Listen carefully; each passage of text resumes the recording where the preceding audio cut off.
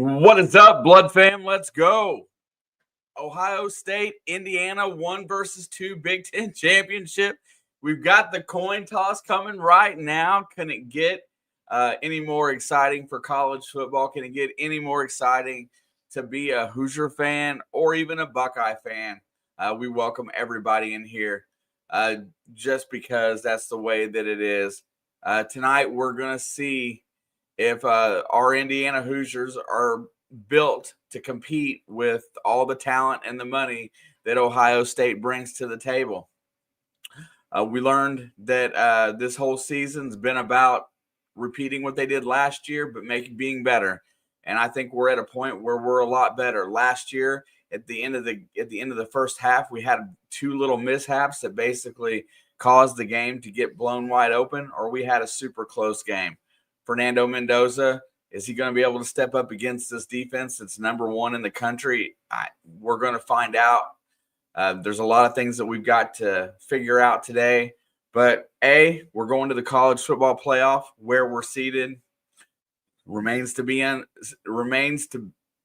unseen exactly. Could be as a 1 if you win today. Could be low as maybe even a 4 with Texas Tech and Georgia both dominating their games today. Would they move them up if Indiana lost, or would they just move them down to 2?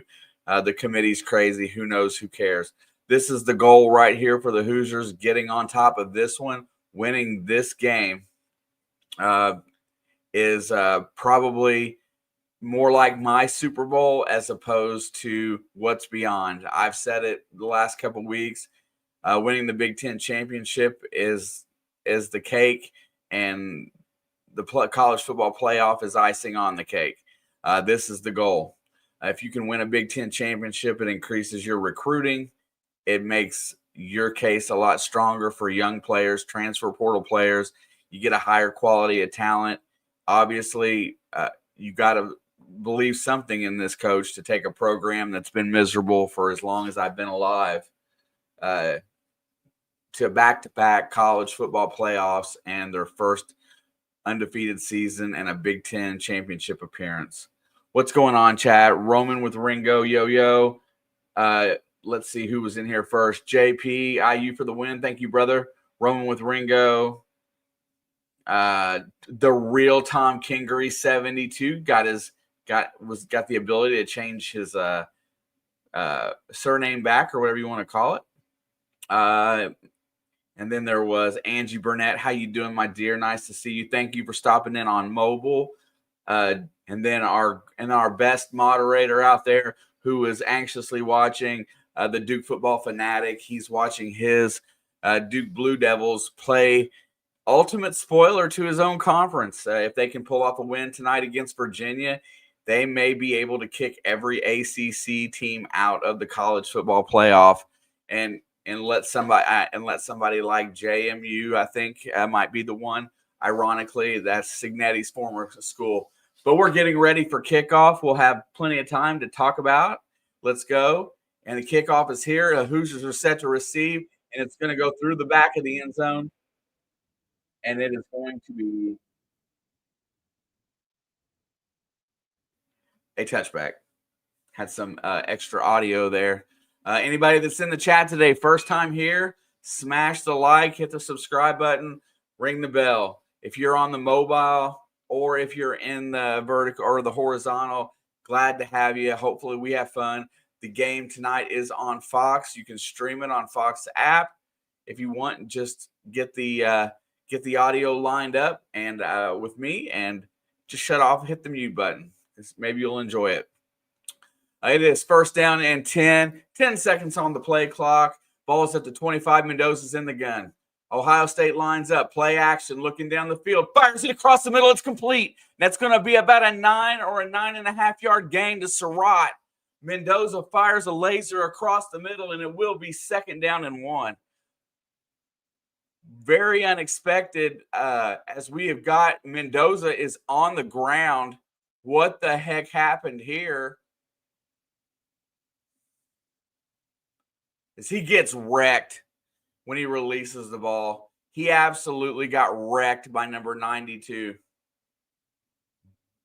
I don't think that will come to the edge of targeting, but he is down and probably out of this game.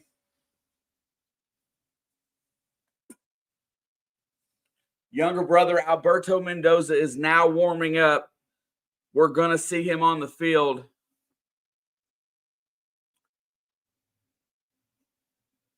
We should bring in more Mendozas. That is absolutely crushing. That was just a rocking hit. I don't see.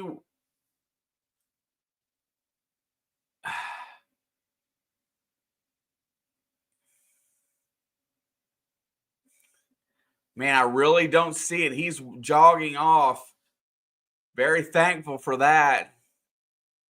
Alberto will be in the game. The younger Mendoza exemplifies speed at the quarterback position. He does not have the he doesn't have the, well, we don't know what he has for sure, the experience level, but he does have a good arm. He's very capable of running this offense efficiently, but you got to avoid taking hits like that. 2nd down and 1. Mendoza's in the gun. There's the handoff, and there goes Hemby, and he's going to squeak forward to get the 1st down and move the sticks. Fernando is not in the tent. He's waving to go back in, and they're letting him come back in. He got rocked. Hopefully he just got the wind knocked out of him. But there's what you got to look for in these games. These guys want to hit hard. This is what football is about. It's about laying hits. And no, I think it was Nowakowski out there on the edge. Should not have came off his guy. Shouldn't have let him drop that hit like that. You got to protect your QB1. One hit, and you can tell he's winding his arm up like he got it's like a stinger. 3 on the play clock. There's the snap. Gets it off in time. There's the handoff. And Hemby's going to roll forward for 3 maybe. I believe that's Hemby. Yes, it is. Roman Hemby's had a great year. They really went with a 3 running back set. Hemby, Kalon Black was the 3rd, and BB, but BB got hurt early. So it's been Hemby and Black for the most part. It is 2nd down and 7 now. Ball is at the 38-yard line. They're going to go back to the run game. Hemby busts through the line. He is met by Styles at the 40. Great tackle, push back. He did not spin off of it. And Curry finishes him off. Sometimes one Mendoza just isn't enough. Let's not talk about, well, we'll talk about basketball because I didn't have the expectation for today like everybody else did, but there was some improvement, and I'll say that as far as the basketball team goes, even though they did drop the game to Louisville today. 3rd down and 4, big play. First 3rd down for IU. Mendoza's back to pass. Good protection, has time, rolls out, still looking for somebody, and he's going to throw it, and he completes it to Charlie Becker, and that's a 1st down, extended the play, bought enough time. The defensive lineman come to him and peeled off of the wide receiver, and he makes the throw. Good decision by Mendoza. The DB comes in off Becker to cut off the running back, and then he makes the throw. Nice job there by Mendoza. 1st and 10. Ball is across midfield. Mendoza's in the gun. Play action, looking down the field, wanting to take a shot, lets it go deep. He's got a man wide open, and it's incomplete. Omar Cooper Jr. comes up a little hobbled too. The ball was just not, I don't want to say underthrown, but it was slightly underthrown.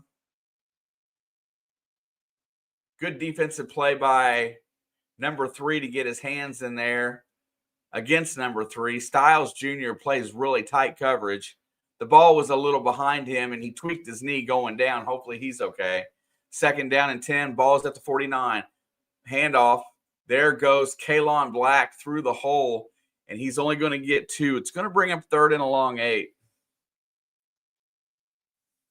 Angie, fortunately, I did not get to watch basketball today. Was bummed they lost, though. We will have some time to talk IU basketball today.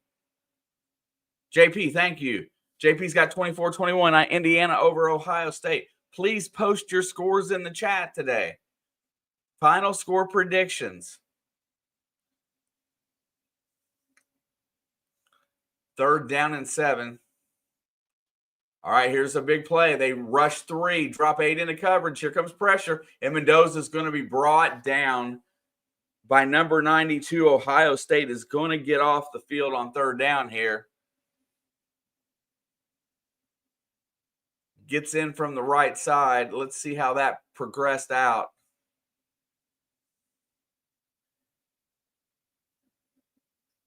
Just 92 on, just didn't give up. Once he got by the right tackle, he did not want to hold, so he let go. Punt is away. It's clean. It's going to be fair caught at the 12-yard line. Ohio State's defense holds, and now we get to see Julian Sayin. Kay Chamlin says curry belongs on my food. Well, I tell you what, hits like a truck. And Ohio State gets their first opportunity on offense as we come back from break. Today's basketball game, and for those of you that haven't been around or haven't heard my prognostication, Indiana's basketball team is a completely new roster. Trent Sisley, the freshman, is the only existing player and he was freshman coming in. And basically, they assembled a mid-major all-star team and guys with a lot of time in and experience. And I'm not saying that these guys are not capable, that they're not good players. They don't have a bruiser. They don't have somebody that's big and strong. It's a very finesse-orientated team right now. And Minnesota tested their toughness the other night, got a 9-point win, and then today Louisville tested their toughness by coming out punching them in the mouth, and they didn't respond right away. But they did show some signs of life as the game went on and got into the flow of playing tougher competition. I think they're going to learn from today. We'll see. We'll see how they do next week against Penn State and then Kentucky.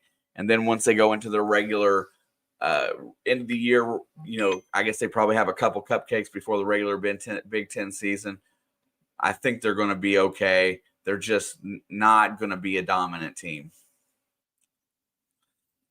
We need some more help at the point guard position as far as dribble penetration. They struggled a little bit today, but we had a good conversation. If you want to go back and just listen to some of the talk that we had, it's in the settings below from where we were on earlier today. Coming back, what are we going to see from Ohio State today? I'm really curious to how my biggest concern, and I don't even want to say concern, is how my corners handle the wide receiver, Jeremiah Smith and Tate, and how we stop this running back, another freshman, by Bo Jackson. Those three guys are going to be my focal point. Julian Sayin has shown that as a freshman, he can let go and really fire the ball at a high level. My defense has been strong this year. Our defensive front has been good. I'm hoping to see some penetration early. Let's get the quarterback rattled. Let's get a turnover here. Let's get something knocked loose. Ohio State loves to control the ball and burn clock. They love to keep their offense on the field. Let's go. 1st and 10. Ball is at the 12.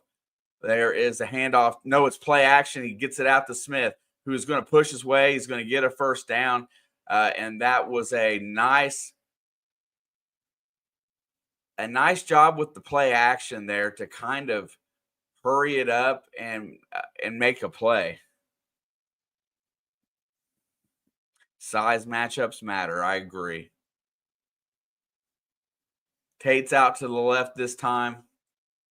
These receivers are really good. Carnell Tate and Jeremiah Smith.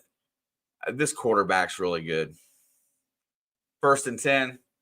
Going to go play action again, looking down the field. Here comes pressure. He's got it on him, takes a hit, lets it go, throws it away. They laid a hit on the quarterback there. I'm surprised they didn't throw a flag. But, it's just one of those things. You're going to hit mine. I'm going to hit yours. Officials are letting them play as it stands right now. 2nd down and 10. These linebackers, Hardy and Fisher, are amazing. They got some good DBs. Hopefully they can keep up with these big wide receivers. And let's get in here and get another hit on that quarterback. 2nd down and 10, balls at the 25. There is going to be Bo Jackson's first handoff, and he is going to get about 3 yards. It's going to bring up 3rd and about 6.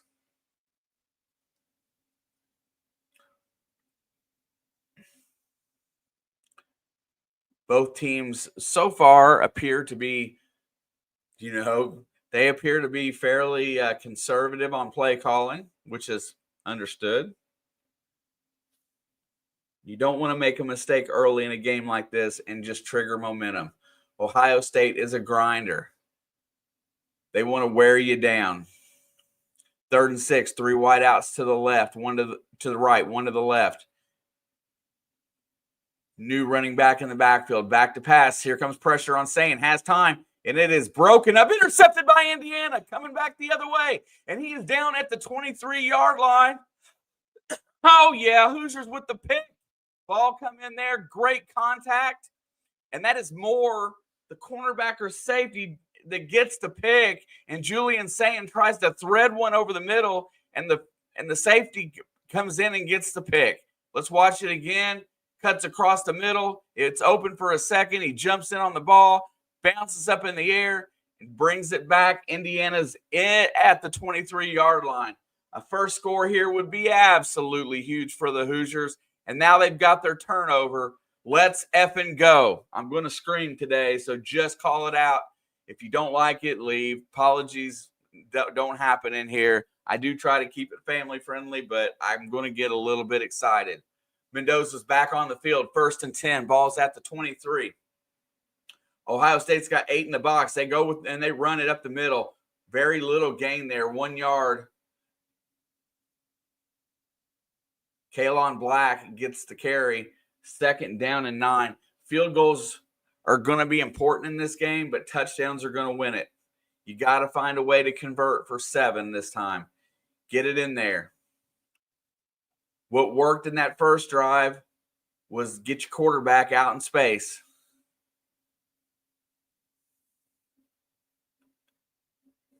$8:24 left to go here in the first quarter.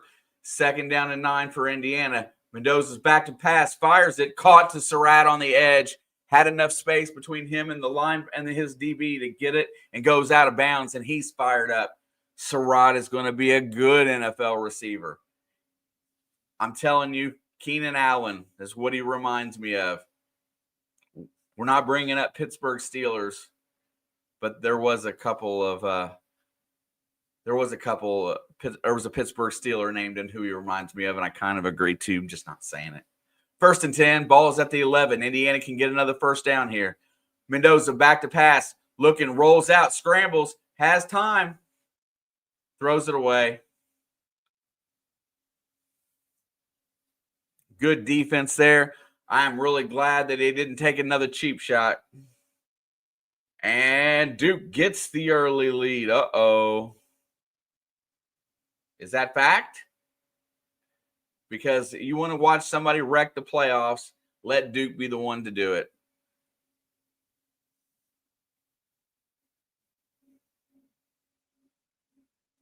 All right, 2nd and 10. Got to get something out in space here. Going to go play action handoff to Hemby, and there is nowhere to go. Ohio State's right on top of the ball there. This defensive front for OSU is good.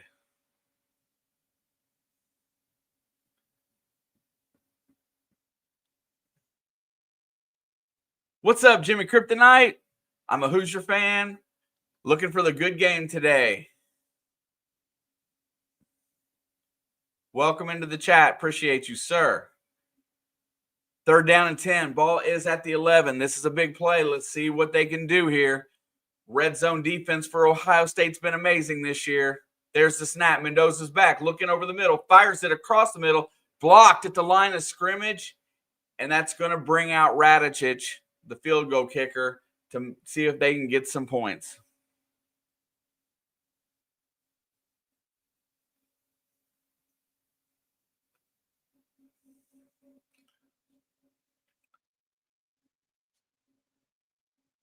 This Curry is playing really good athletic football from the end, but this Ohio State defense did not falter there. Ohio State lost the ball on the turnover, and the kick is up, and it is good. Radicic gives Indiana the 3-0 early lead. You know what? You got to make your field goals, and you got to score points on every opportunity to score. And it may not be what you wanted, but you got to take what you get. Go back out there and play defense and get it back again. 3-0 Indiana. Let's go.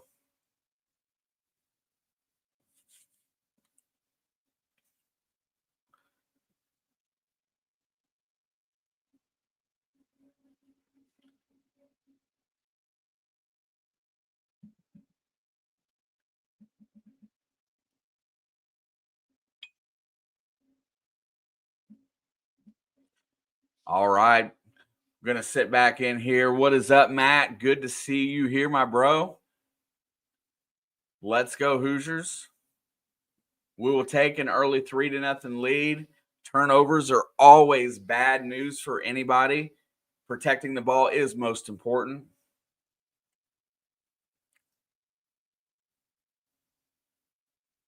Just getting out to a decent start is okay. Just go back to last year's game. It was very tight in the first half.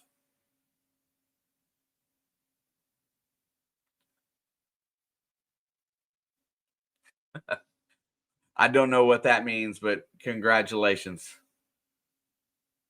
Duke Fanatic. I don't care if it ruins the ACC chance at college football playoff. I need to see Duke win an ACC title. I agree.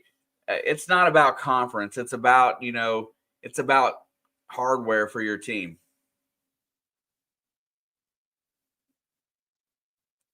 Having that hardware is important.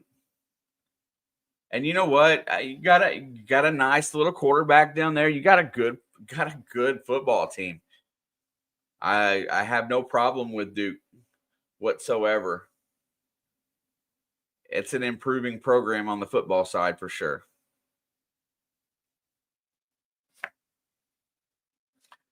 Matt, I did. I thought I sent you one. Did I send mine? I didn't send mine back. Let's see. I'll check. I'm pretty sure I sent it back.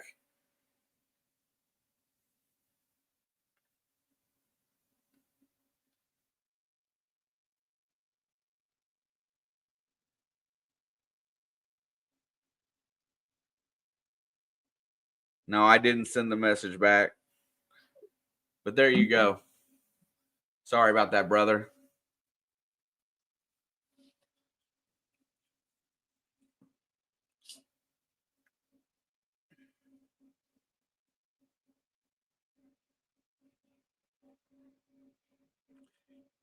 Yeah, I agree. I think these games are super important, especially on days like championship weekend in college football. There's no other game in town. So what else do you have if you're a high school kid that's undecided at this point, if you're not committed and you're not sure you want to go to Georgia State University, I'm just making something up, and you turn on the TV tonight and you got two games to watch. You can flip back and forth from a Big Ten championship and you can watch how these teams react, or you can go over and flip over to an ACC championship and see how those guys are reacting. And it might change your mind about where you want to play college sports. Got an A Pizzle 90 in the house. What up, Alex, my brother? Nice to see you. Thank you so much for stopping by. 3-0 Indiana. Julian saying just threw his first interception. After he threw a pick in the Michigan game last week, he sucked it up and got it up and did right. So we got to stay hot on him, but I think pressure is going to be important. As he is not a super tall quarterback as I can see right now, and I think that might play a part. This Indiana front seven has been pretty good all year. Most of these guys are from JMU, but let's go. Yeah, Pizzle says Mendoza for Heisman. Let's go. 1st and 10. There's the snap, handoff. No, play action pass. Same play they ran in the first, and they're giving Jeremiah Smith a yard or two of respect because of his speed. Gets it for a 9-yard out. Mendoza is a South Florida guy. So is Pizzle. It's cool watching his younger brother be our backup as well. Jeremiah Smith has 4 inches and 40 pounds on D'Angelo Pons out there. So let's see them highball it for him. Play action again, looking down the field. Here comes pressure. Sayin rolls out, checks it down. He will complete the first down to Tate on 2nd and 3, and that will move the chains for OSU. Virginia fumble on the field. Duke has it. Flag in motion. Let's see what that is. Let's see if we can keep Adam all pumped up tonight. That would be awesome.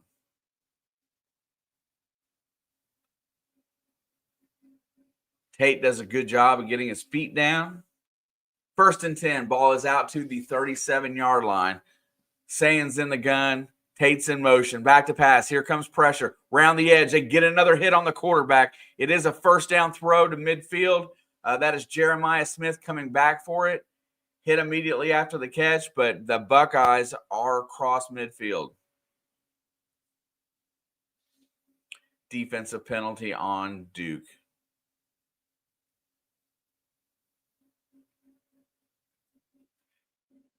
Jeremiah Smith falls down, gets up, comes back for the route, makes the catch and the completion. It's another first down for the Buckeyes.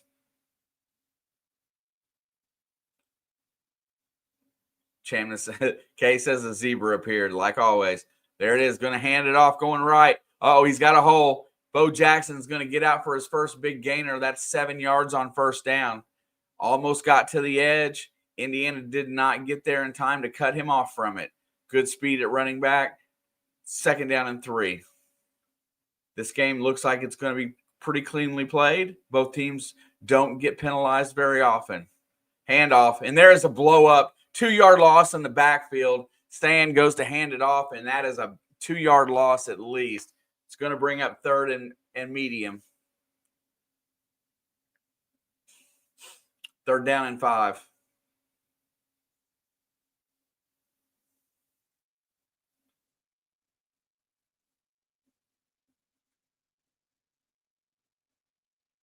Indiana faithful at the are screaming loud. You can hear the noise. 3rd down and 5. Indiana's got 1 deep safety out there right now. 7 on the play clock. Indiana's got 4, 5 in the box. They rush 4. 1 back's into coverage. Here comes pressure. Sayin has time. Going to get hit from back. And that is a sack for Hardy. And the Buckeyes are going to have to punt. Got off his guy and collapsed on the quarterback. Another good hit. Good coverage downfield for the Hoosiers. No flags. You got a receiver screaming that he's wide open as your quarterback's getting hit.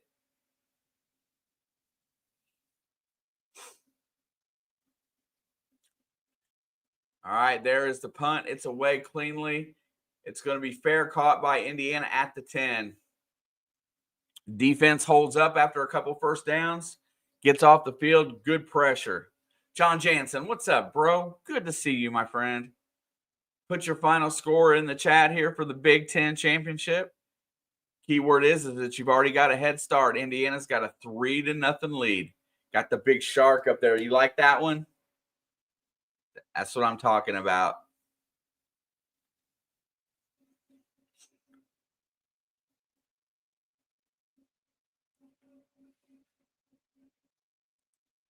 Right on, Angie. Love it. Yes, ma'am. As the winner gets into that mode, you're going to be seeing a lot more of It's in the Blood. So whether it be me or Alex or both, it's coming to that time. Here comes the decline of our basketball team. Man, I didn't have super high expectations coming into this season. I feel like we're a mid team in the Big Ten, so that means somewhere between 6 and 10. The game at Minnesota showed that we haven't had the experience yet. These guys aren't used to the physicality. They got punched in the mouth today against Louisville, went down 16, but played pretty respectable ball after that point.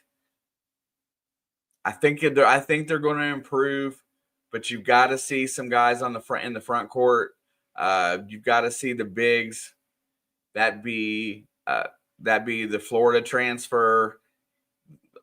Everybody that's down there in that front court's got to play with a little bit more strength. I'm not done yet. I just kind of knew it was going to be like this. Our three-point shooting is going to be able to keep us in games. And I think that is more, and our defense is pretty good. We've just got to get a little bit tougher. If anybody watched the game today besides me, that's all. That's what I saw all day.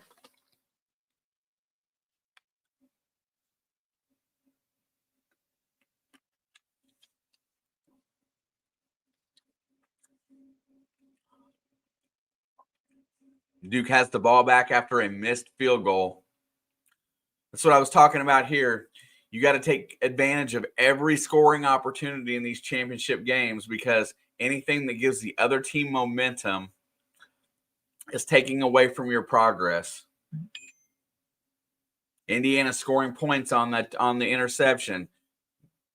Okay, they didn't get a touchdown. That's a victory for Ohio State, but they didn't walk away empty-handed. They scored 3 points. They didn't lose momentum. Now they're going to start back and see if they can put together a drive here at their own 10-yard line after the punt.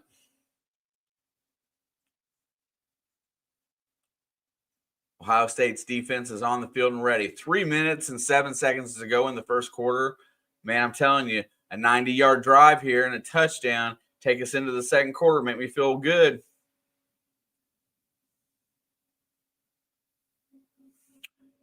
Basketball team is going to need to improve on some things, yes. Will we hope to see him in March? Yes. Play action, fires, Charlie Becker, incomplete off his fingertips. Ball was thrown a little wide. Mendoza threw out a laser trying to get a quick completion there.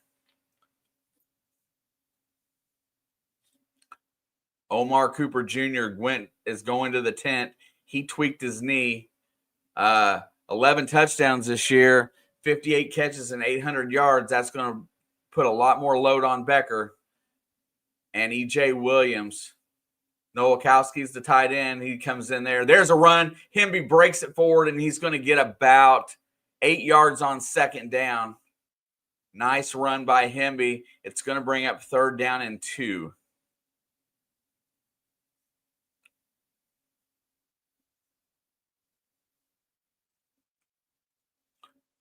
Anybody new in here? Welcome to It's in the Blood. We are here at the Big Ten Championship.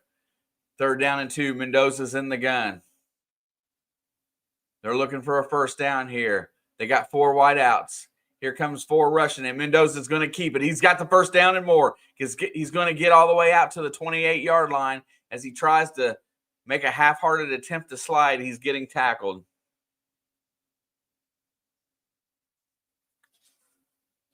Mendoza is definitely run tough. Yeah, he was trying to get down there because he didn't want to take the hit, and he just kind of a half-hearted slide. He knew it was coming.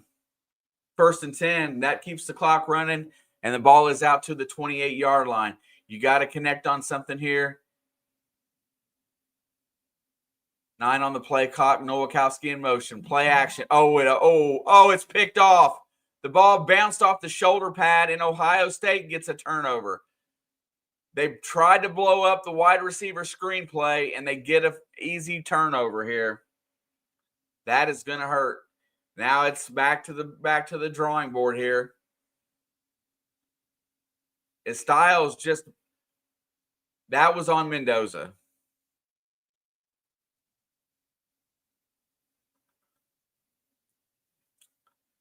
And I'm going to tell you right now that the approach is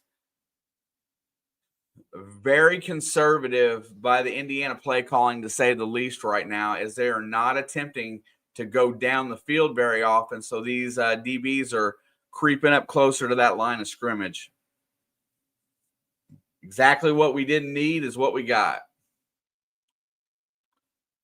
Now you got to hope that your defense can hold up because it's a very short field, hold to a field goal, and get back out there.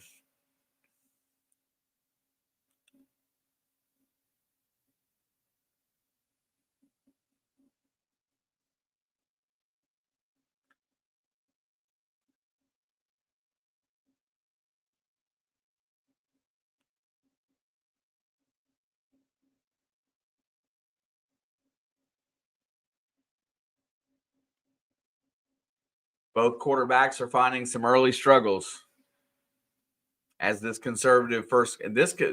Sand has been trying to go downfield.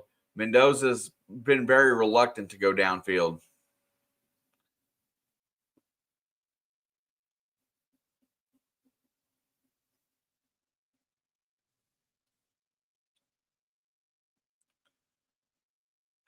My opinion is that you take a chance. You got good receivers. Well, you got one that's hurt now, but you got Surratt that is good on fighting for the ball. Challenge them corners, but not like that. Not on that side to side throw. Those get beat up a lot of times. And you know what? You go back and look at that play, and I will almost bet you that the cornerback, even though the ball didn't hit that guy, I bet you the cornerback hit the receiver early.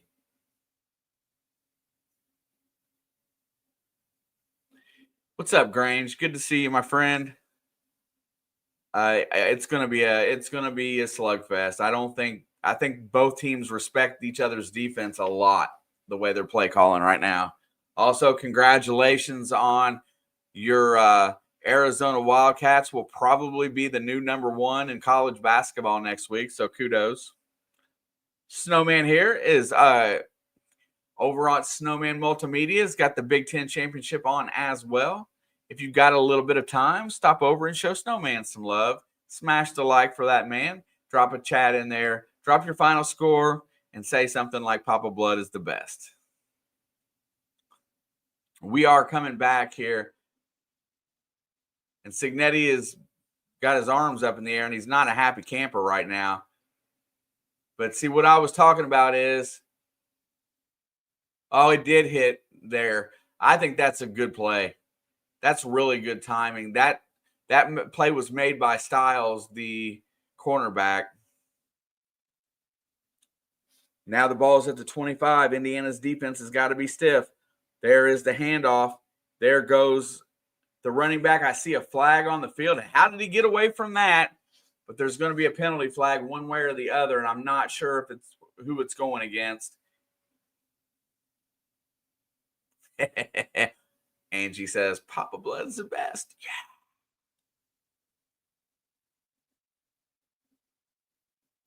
All right, defense is going to get hit with a face mask. And that's going to move them closer to the red zone.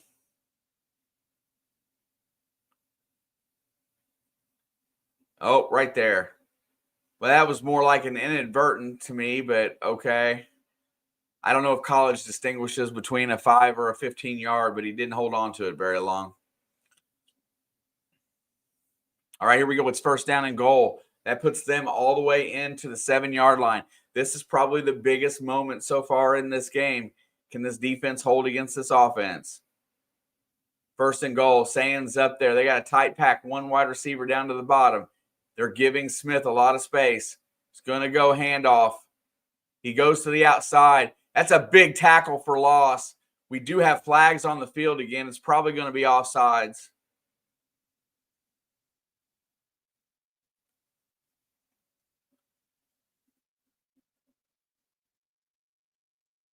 Yep.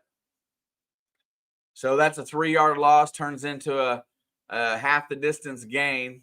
Oh, yeah, he's lined up over the ball. That's just a mental error.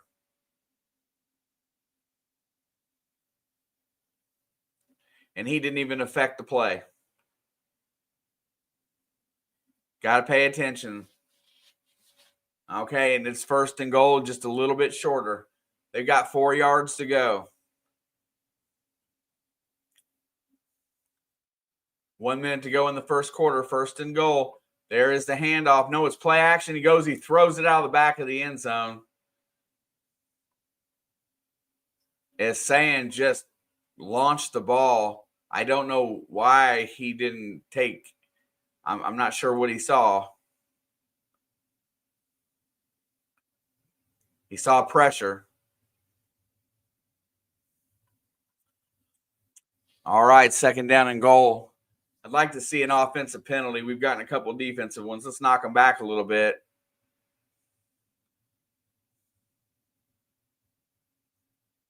All right, 2nd and goal.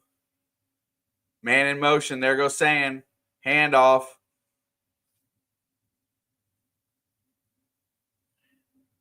And they're going to get him with a false start. There you go. Let's get that penalty situation remedied here. Knocks him back 5 yards. 2nd down and goal. Just keep playing tight coverage. Keep playing hard. All you can do in this situation. Know your responsibility on defense.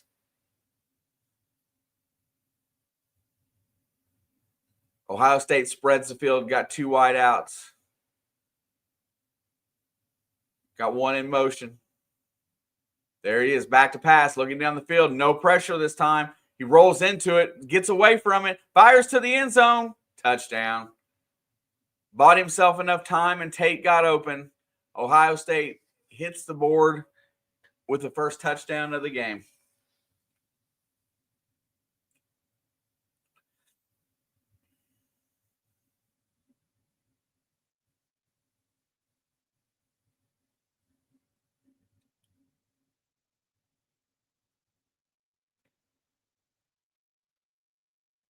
Pretty good initial coverage there. There's the rollout. Oh, the safety crept up. Didn't see the other guy in the back of the end zone. There you go. Matter of just a play breaking down and time in the backfield. Extra points up and good. Ohio State has its first lead of the day off of the Hoosiers turnover. And there you go. Turnovers reign supreme. Nice drive by the Buckeyes. Now it's time to answer.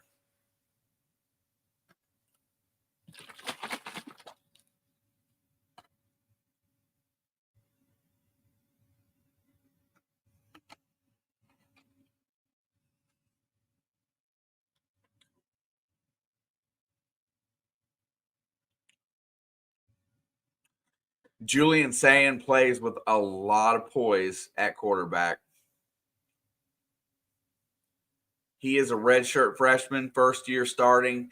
He has answered all the critics, and he has had a remarkable season. I think he's about to break Dylan Gabriel's completion percentage record by a landslide for a season. He doesn't make many mistakes. And we've got ourselves a game here. Indiana trails 7-3, 46 seconds to go. Kickoff is up and it is away. And they are not playing around. They're kicking it out the back of the end zone.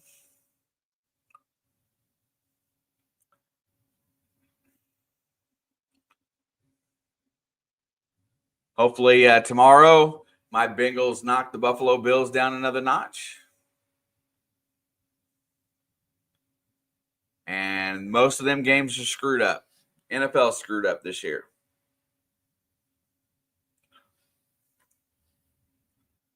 If I don't know it, why don't you post your NFL team in chat? 1st and 10. Going to have to stretch the field, Fernando. Becker's in motion. Back to pass. Looking down the field. Has plenty of time. Lets it go deep. It's got a man. It's Charlie Becker. And they've broken up at the very last second, but there is a flag. I don't know where it's at. Is it on the coverage? If it is, that'll be a 15-yard penalty. Yes, it is.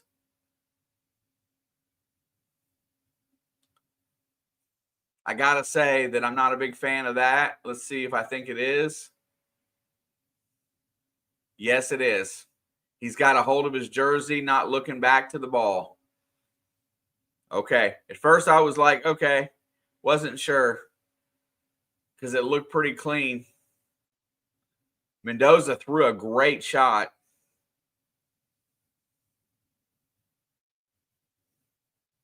All right, there's a handoff. Kalen Black breaks it. He's at the 50. He's at the 45, 40. He's at down there at the 35, 30, 20, and he's out of bounds. Kalen Black with the big run. Looked like a little bit of a delayed handoff there. I'm not sure what it is. Maybe a quarterback draw. I'm not sure what the call was here, but let's see. Tackle is in, comes over. No, it's just a straight handoff. And he gets a big hole and busts it through the outside. Indiana runs the ball down. It's going to be out of bounds somewhere in the 23-yard line. Huge run there for Kalon Black. Let's effing go. 1st and 10.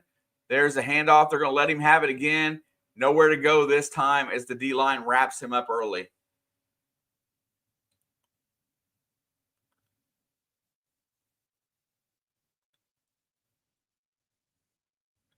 Steve says, my man's working overtime today.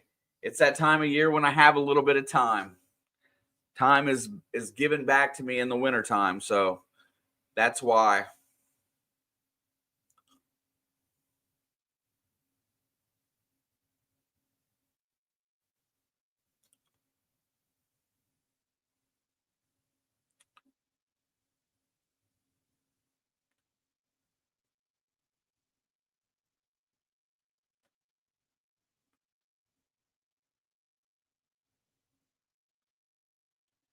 Well, there's the thing. We got it.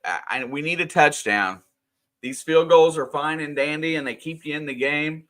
But sooner or later, you got to put them in the end zone to put pressure on the other team.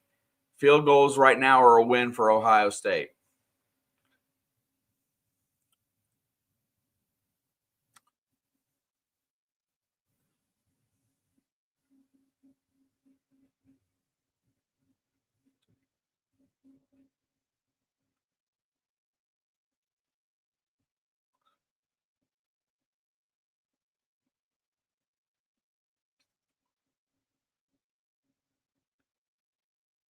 I got to say, both teams look pretty competitive with one another. It looks like it's going to be a fairly even match. We'll see who wears down. Always look at, I don't know if it has my stat in here or not. It does. Time of possession is so huge in these type of games, and that's one of the aspects of college football that Ohio State likes to dominate. They want to keep the opposing team's defense on the field. So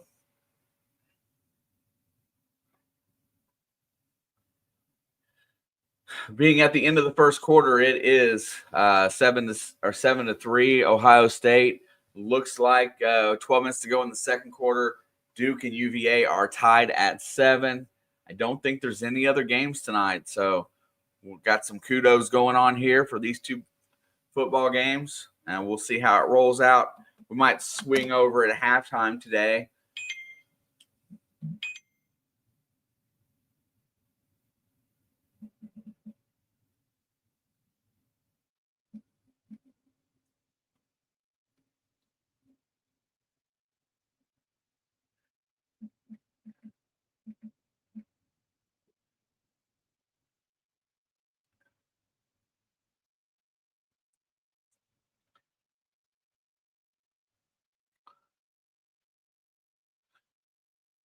It does effectively look like the Big Ten will have 3 teams in the playoff this year.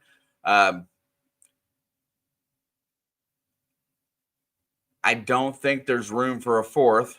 So last team in does Alabama's loss today give them a snub? Does it affect them getting in? That's a question that's been asked already today. Duke's game tonight, does it upset the balance and let somebody else get in? No ACC champion? I don't know. You got questions? throw them out there because I really am interested in hearing what everybody thinks. What's going to happen come tomorrow, regardless of the outcome of this game. I know Oregon is in line for about a 5 or a 6 seed. It looks like maybe somewhere right in there. I think Indiana and Ohio State are definitely 1 to 4, just depending upon how they're ranked after this game, how it finishes. But beyond that, not quite sure. Texas Tech showed out really well this year. All right, here we go. 2nd down and 9. Ball's at the 22. Becker's in motion. Mendoza's in the gun. Got him lined up. They're going to go back to the handoff. There goes Hemby through the hole, and he is met after a 2 or 3 yard gain, bringing up 3rd and reasonable. 3 yard gain on the carry. It's going to bring up 3rd and 6. This boy Curry for Ohio State is everywhere. Matt Patricia over there calling plays for the defense. He was at his best when he is calling on defense.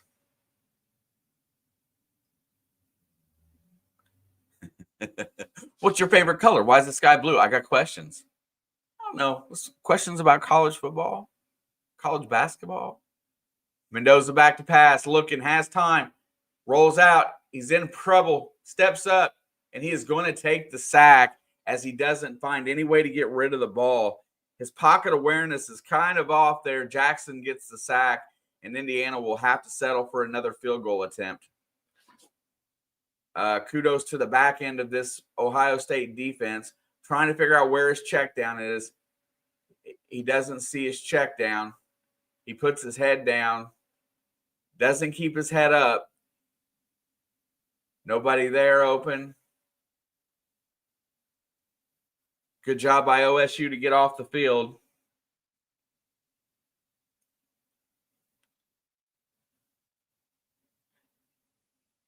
Fourth down and 8. Snap. Kick is up, and kick is no good. He missed it. There you go. Radicic hasn't missed all season, and he just missed a 40-yard field goal.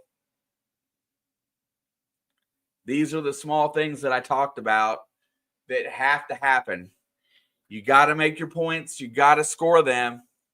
And just a slight hook on that ball carries it away from the upright. He overstruck it. That's exactly what I was talking about right there. You got to come away with points. But we'll tally those up throughout the day. That's 3 right there. And Steve, my favorite color is most definitely orange.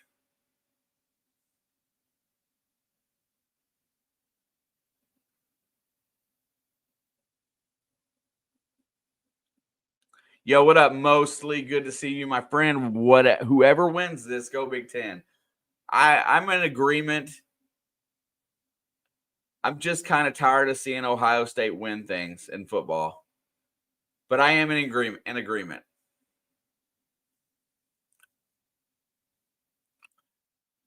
If I can't have a championship, I want it in my conference.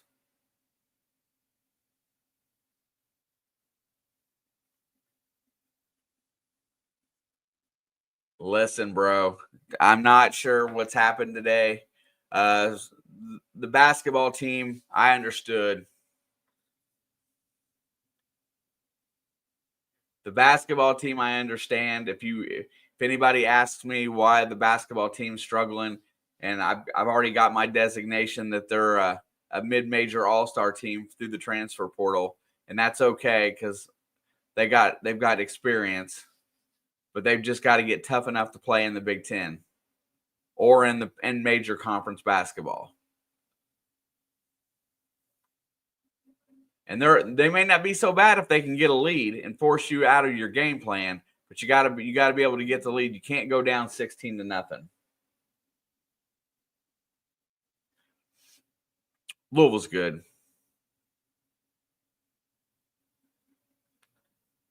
The football team has never been elite. No, you're correct. We've had a few good seasons off and on, '67 was our last Big Ten title. Not a lot of talent ever to be had in state. All the in-state talent has always went to Ohio State, Notre Dame, Michigan, anywhere but here. And that's just the way it went, the way it goes. Illinois would always steal talent from us. We've never been able to recruit in-state, get good players. And now we finally got a coach that can recruit nationally, has a lot of ties to the Virginia area, which there's a lot of good football players. And here we are back. Ohio State's got a chance to add to their lead. This is where they're dangerous, when they're playing with the lead. And that's going to be a 3-yard run on first down. Good second effort by number 32. That is West.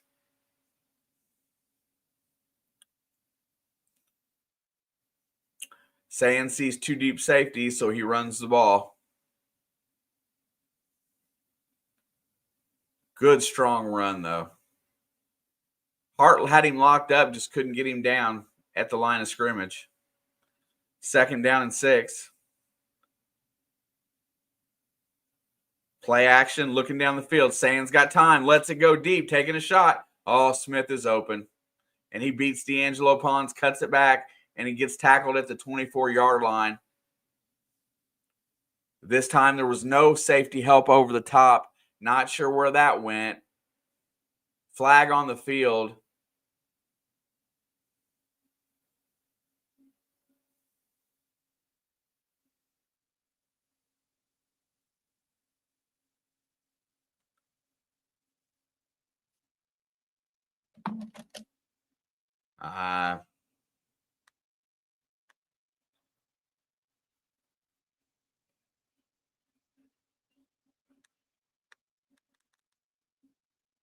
It's going to be on Indiana. Defensive hands to the face. So that play is going to stand. Defense has got to step it up.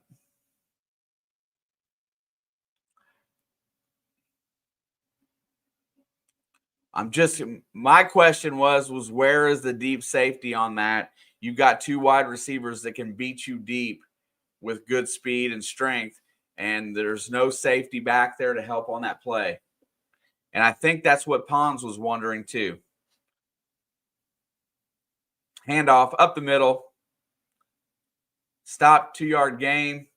Trying to get him to go down before they can scrum push him.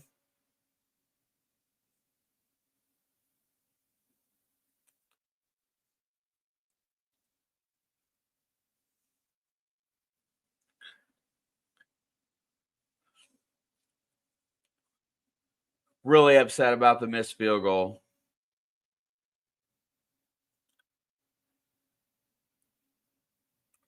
It's an instant momentum shifter for that offense to come back out on the field. There's the handoff going right. He's got a lane, but he's hit at the line. No gain, maybe a half yard.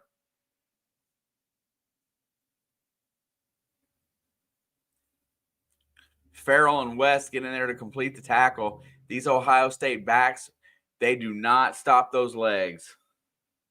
Duke is up a touchdown, 14-7. 6:14 to go in the second quarter. This is huge right now. 3rd down and 7 for Indiana. They need to stop. They need to hold them to a field goal attempt here. Here comes pressure. Picked up. Sayin's got time. He's being chased, and he is sacked. Coming from the backside, Jones, our linebacker, gets in there and gets the sack. Coming from the other edge, look at the speed as he sneaks in on the blitz. Not untouched, tracks down Sayin, gets the sack, brings up a 4th down, and Ohio State will have to kick a field goal. Good stop by our defense there. Great pursuit. Holding them to a field goal is a win. Got to prove that you can put it in the end zone yourself, though. How about we miss one for Daddy? Miss one for Daddy. 4th and 10. Here's the snap. Kick is up, and it is. Oh, I thought he was going to miss it, but it had a nice curve coming back. Fielding buries the field goal, and it's 10-3.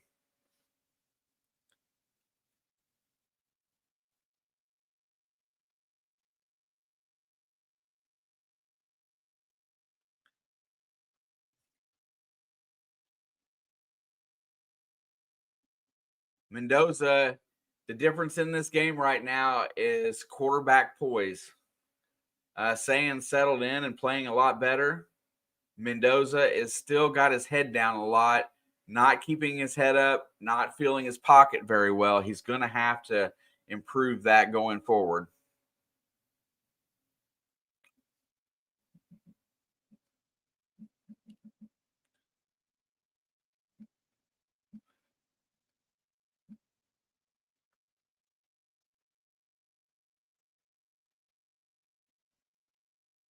Ohio State increases their lead. 10:08 for the quarter. It's Ohio State 10 and Indiana 3.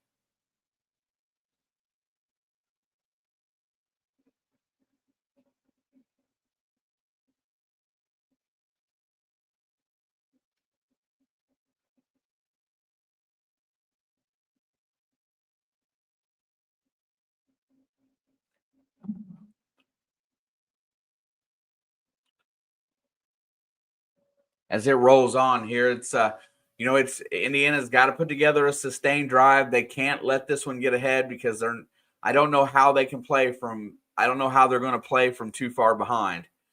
So they're going to have to keep pace because they don't want to change their game plan. But this Ohio State defensive line has shown that it can A, stop the run game minus the one big play, and B, they can get penetration if the quarterback doesn't have a quick throw.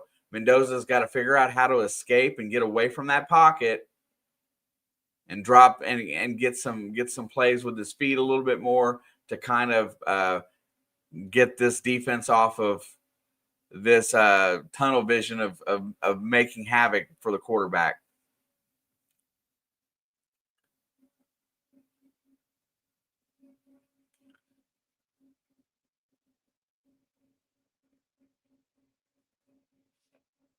But so far, a pretty evenly played game that has a 10-3 lead. Each team has one turnover, but you keeping people out of the end zone and converting on all your opportunities to score is important. Ohio State's had 2 chances to score. They've put up 10 points. Indiana's had 2 chances to score. They've put up 3 points. 1 missed field goal. Will those 3 points haunt them later in this game? I sure hope not. But I think they need a score here. I think they need to keep it well within 1 score because they got to keep it tight, or Ohio State, if they get a little bit loose, might be able to put some more on them. So we'll see how it goes. We're ready for kickoff. We got 10 minutes to go here in the second quarter. I'd love to see a long, sustained drive here that results in points, touchdown preferably.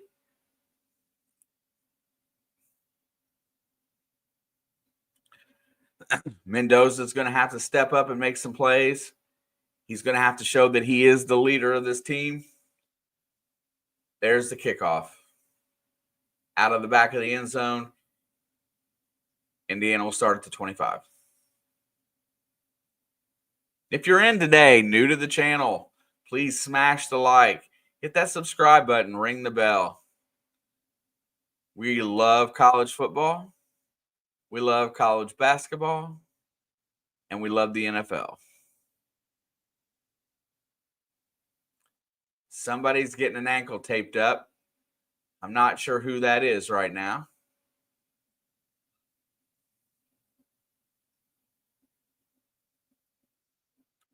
Ohio has too many demons to be likable. I'm telling you. Play action. Mendoza looks down the field, fires it, and it's caught. And that is going to go to Brady, who is a backup wide receiver who is out there right now. He's an exceptional punt returner. Gets the first down. Let's watch the play. Cuts to the outside. Just a nice little path there. Nice reception. Mendoza comes out firing. If he can come out firing and back that defense up a little bit, that's a good thing. 1st and 10. There's Omar Cooper working out on the sideline. Hopefully he will come back in the game. 9:32 to go in the game. 1st and 10. Back to pass. Mendoza rolls out. Has time. Got to get rid of it. Smartly throws that ball away. And there is a flag on the field. I can't imagine. They're going to get him for holding.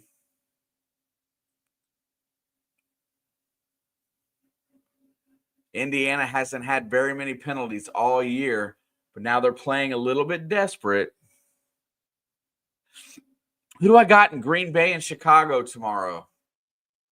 In all actuality, I think Green Bay is going to continue playing well. I think they will get Caleb Williams.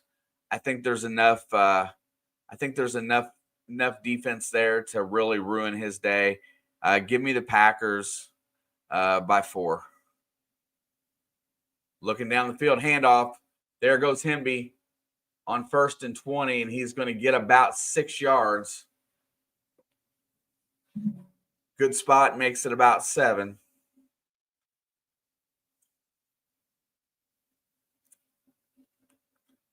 They do give him 7 on the play. The only answer is Green Bay. Look, I don't have the belief system in Ben Johnson and Chicago that a lot of people do, or even that his record has. There's been quite a bit of fortunate things that have happened for them, and good for them. Mendoza back, hits his check down, and Hemby's going to be knocked out of bounds. It's going to bring up about 3rd and about 7.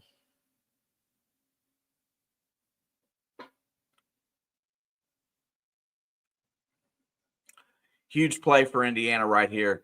They have got to stay on the field for at least another series or so here just to keep this they got to keep this thing rolling. It's 3rd and 6. An extra yard was given on that play. Kudos. They got 3 wide outs to the left as a single setback. Ohio State has 4, 5 in the box. Are they going to rush 5? Nowakowski comes back up to the line. They rush 4. Fires. Complete on the outside.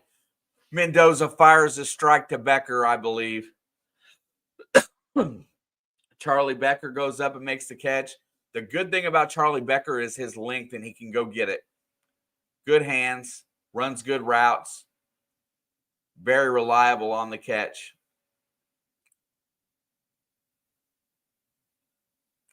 Good job. Been an incredible backup. While Elijah Surratt was out hurt, he did a phenomenal job. 1st and 10. Ball's at the 47-yard line. Indiana goes to handoff. Kalon Black looking for a hole. He gets it to the 45 and is going to be stuffed there. Bringing up 2nd and about 8, maybe 7.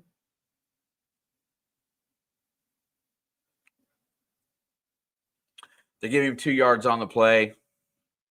2nd down and 8. Indiana needs another 1st down here. Mendoza's in the gun. Got to keep doing something downfield. You got to find something over the middle, too. Everything's been to the outside. And there's a quick out to Brady. What a nice edge catch.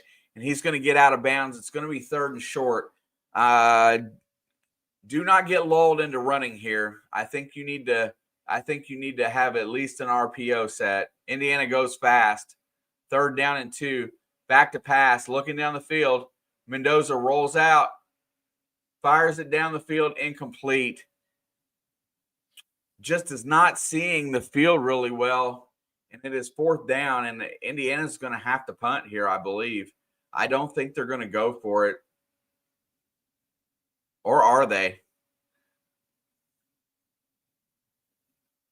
6:27 to go here in the 2nd quarter. They are crossed midfield. They're at the 39. And they are going to go for it on 4th and 2. If I was Ohio State, I would just blitz. They had a jumper. They should have snapped it. And Cignetti calls timeout.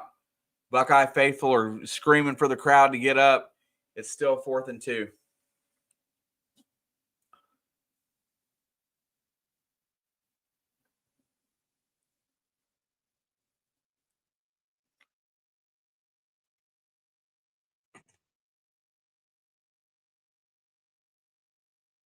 And I did not expect Indiana to run away with this game today. I did not expect them to score a lot of points today. but they've got to put 7 on the board very soon. They've got to get a touchdown, because not getting in the end zone is a win for this Ohio State defense. I think Illinois put up about 16 points on it at home. That tells me that Indiana's got to score at least 21 to win. 2:55 to go in the second quarter. Duke still leading UVA 14-7.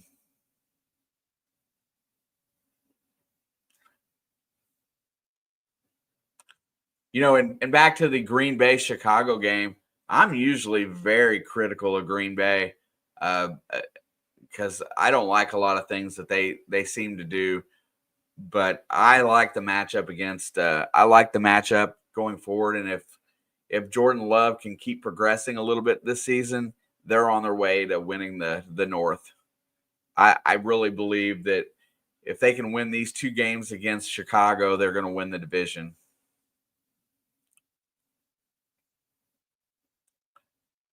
I think Detroit's feeling the loss of their coordinators.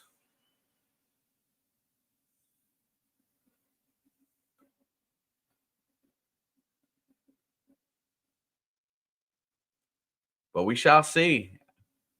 I don't want to go back to work tomorrow. That's the bad part.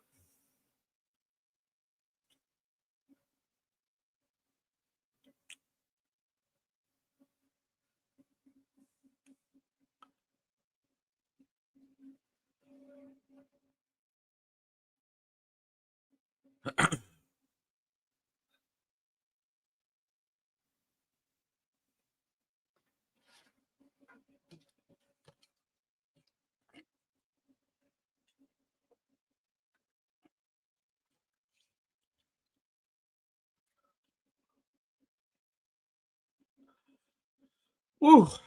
Gotta say, got the nerves going today. Early stats in the game. Saying 6 for 9, 1 touchdown, 1 interception, 98 yards. Mendoza 7 for 13 with a pick. Kalon Black 44 yards for Indiana rushing on 5 carries. Bo Jackson 21 yards on 6 carries. Jeremiah Smith 84 yards. Jonathan Brady 2 catches, 20 yards. Each team has a sack. Each team. Indiana's controlling the time of possession. They just need to put it away with a score here. Go. Signetti is my Yeti. Rare indeed. Love the guy's personality. I love how he came in last year with a program that was absolute trash and just said, we're going to win. Back to pass. Mendoza fires it complete to Nowakowski. He fends off the blitzer, gets it to the tight end, and that's a 1st and 10. That is a huge play as far as the rest of this half goes. Nowakowski does not chip the blitzer, but makes himself available for the ball, and Mendoza hits him in stride, takes another shot, but that's part of it. Finally, he didn't put his head down. He kept it up and made a play. 1st and 10, ball is at the 30. We need a score. Mendoza's in the gun. There's the snap. Hand off to Black. Bust through the hole. Gets almost a first down. He gets about 9 yards on first down. What a run by Kalon Black, who found a hole and accelerated going through it. Gains 9 yards. Let's see why the hole was so big here. And it was because the same guy that just made the last block, Nowakowski, freed him. There it goes again. He bounces off of it, but he has nowhere to go. Looks like he's going to get the first down on 2nd and 1. Miata took a shot at the end zone right there. You never know what you're going to get. If you throw up, find a one-on-one and go up there and see what happens. And also, I've not seen anything that goes deep for Indiana today where there's not a safety back there. So they're not giving up the deep ball. 3 wideouts to the left. Brady, Becker, and Surratt.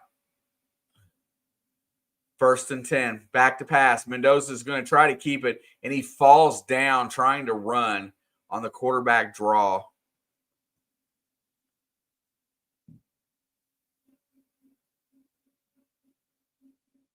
Not sure if Ohio State or Indiana can beat Georgia. We don't have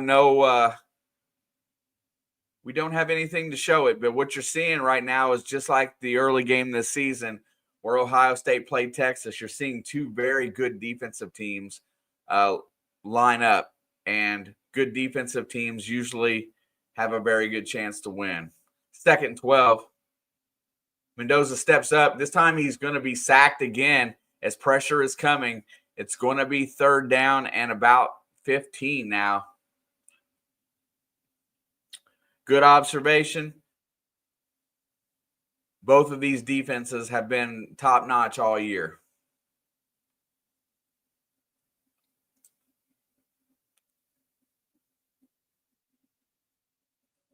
The protection is breaking down really fast right now for Mendoza. He's either going to have to do something to move the pocket. He's going to have to do something a little bit different because this front 5 from Ohio State is attacking. They rush 3. Back to pass. Get it to Nowakowski. He's at the 20. He's trying to cut it to the outside. He does. He's out of bounds at the 14-yard line. It's going to be 4th and about 4, and it's decision time for Coach Cignetti. And I think you're going to see Coach Cignetti try to take the points, get his field goal kicker back out there as much as he wants a touchdown to keep this game tight.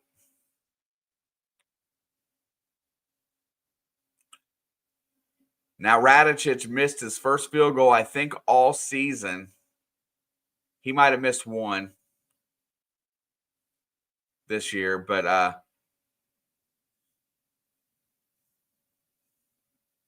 he makes this one squarely through the uprights, get his confidence back. 4-point game.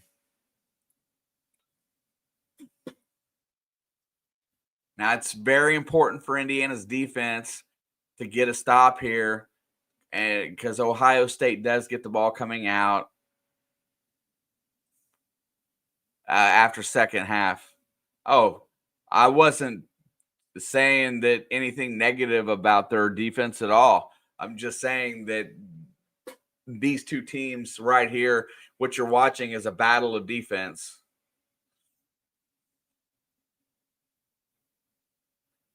Georgia's going to be a 3, probably the 3 seed, maybe the 2, and it's earned.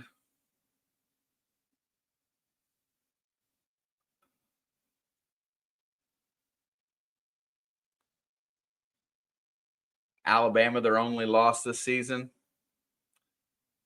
It's pretty good sledding, man. Pretty good sledding. All right, we got 2:47 left to go in the half. Indiana set to kick off here. They're going to kick it towards the sideline.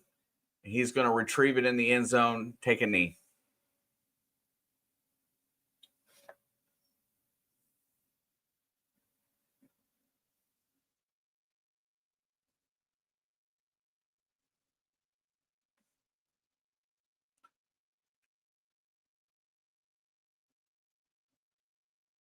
There you go, and back.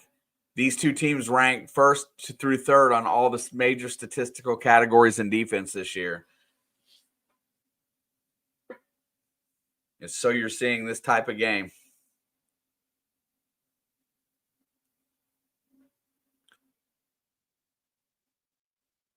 Handoff, play action, goes wide, gets it out to Tate. Nice throw as it gets just over the outstretched arm. And as a first down gets 10 yards on first down, and they'll move the sticks.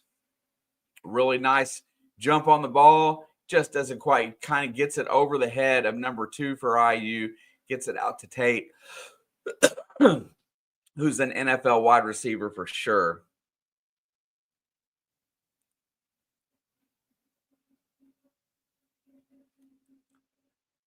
All right, 1st and 10.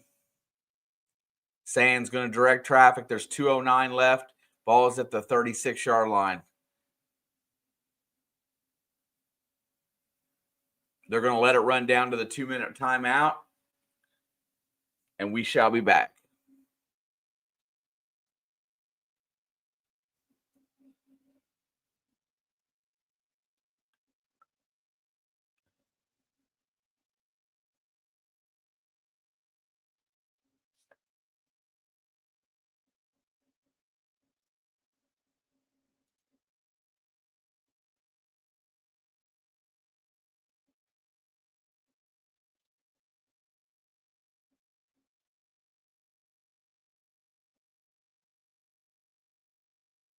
And Duke is so with 155. How is that game not to halftime? Adam, why? How did we get to halftime? Or how did we get to the 2-minute warning same time Duke did?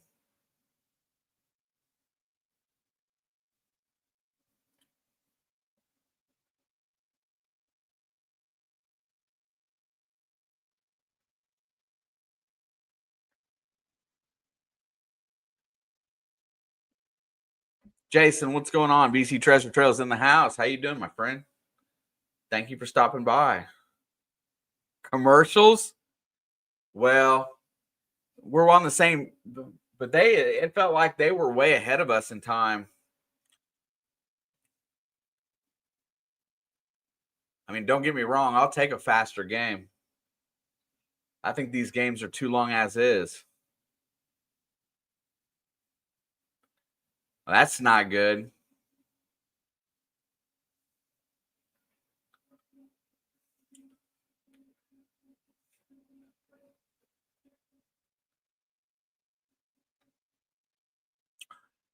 I love playing against tough defense. It shows you got to find creative ways to score. We haven't put it in the end zone yet. Hopefully we can get another stop and stay in this game.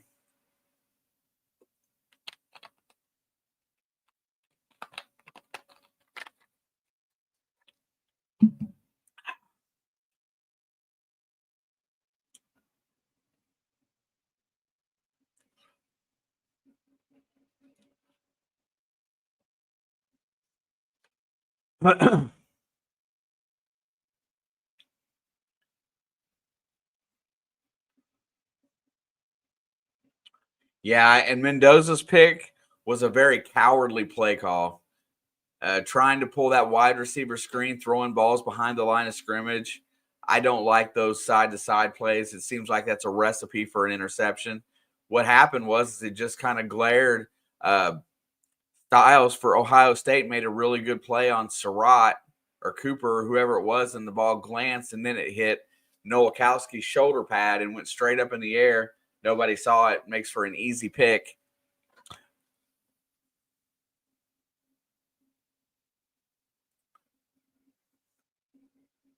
The Fox guys are definitely messing with the online reporter for Fox.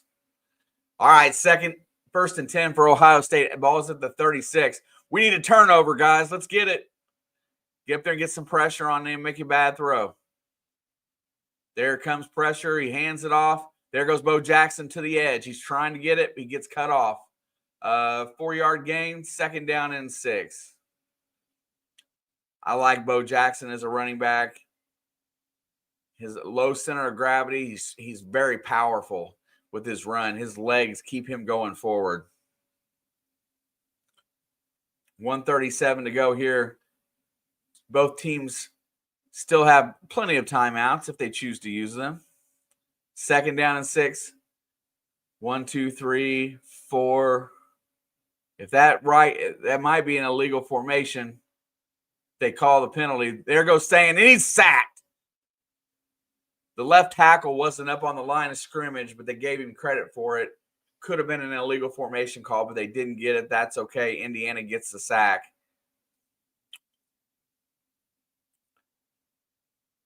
Good pressure. Definitely around the edge. 46 with the sack. He's killing it today. Our linebackers are pretty damn good. 3rd down and 8. Got 2 wideouts over here at the bottom of the screen and only 1 DB that I see. Back to pass. Here comes pressure. Sand lets it go. Looks like it's a high throw out of bounds as he's aiming for Smith into double coverage. And Ohio State's going to be forced to punt here. Indiana's going to have 32 seconds. Let's see if they do anything with it. Maybe try to orchestrate a nice return here for Brady, who has got a touchdown on a punt return this year. Wouldn't that be phenomenal? But Indiana gets a 3 and out on D.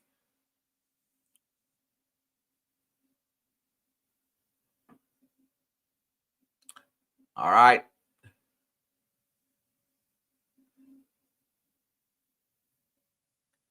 Four seconds on the play clock. There is the snap. Here comes pressure. And there is what happened. Did Ohio State call a timeout? They did. Ohio State called a timeout, and we had a guy that was ready to block the punt.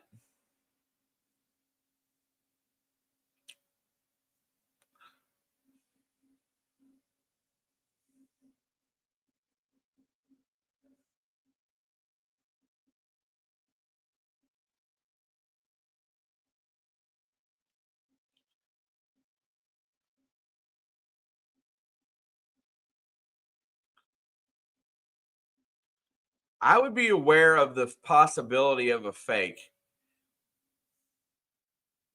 Just because.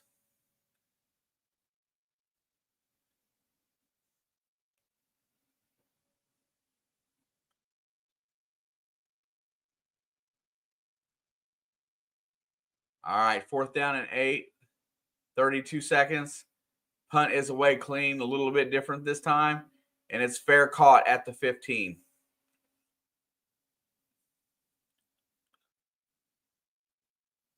Let's see if Mendoza comes out and slings it and see if they try to get enough yardage to try a long field goal here with 25 seconds left.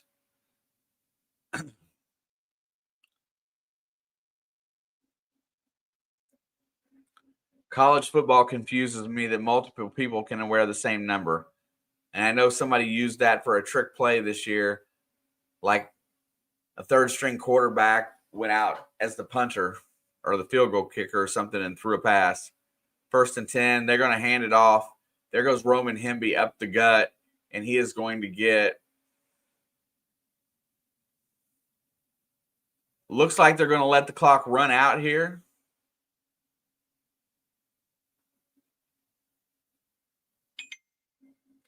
They're going to take that 4-point deficit to the locker room, and we are at halftime. What seemingly should be a 1-point game because of a missed field goal is now a 4-point game. So there's going to be something made up in the second half. Not much to speak of in this game. Truly not a lot of offense. Defense did a really nice job.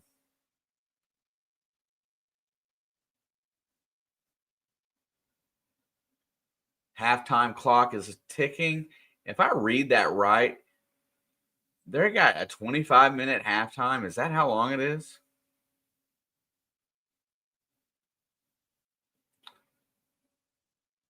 Let's see. There you go. I can't even read it. Killian Kelly, K2P. There you go, bro. Shout out. Congratulations.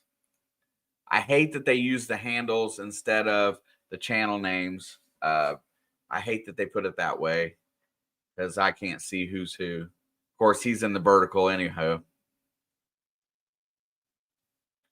Looking back, just checking in here at the end of the half, it looks like 39 seconds to go between Duke and Virginia, and that game is almost at half as well.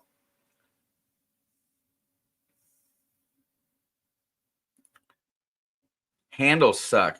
I like that if you get your handle in early, you can have your channel name, right? I got most of mine correctly early, but some people have the have some of the names so that it makes it a little bit harder to do that. But definitely going to open up a tab with the vertical so I can actually affect the chat from YouTube while we're sitting here. First half has gone by. Ohio State's defense has proved that they are elite.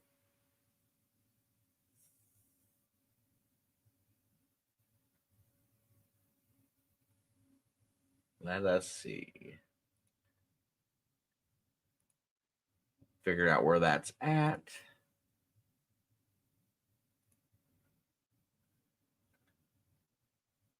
See if it's this one.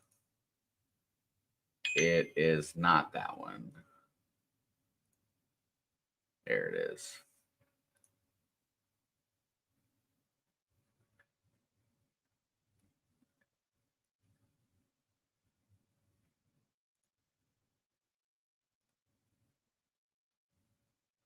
See, like Irwin in here, his channel name is I couldn't figure it out. I couldn't read it. It's a Creepy Pig TM, but his handle is Irwin Curtis. Creepy Pig. I like that.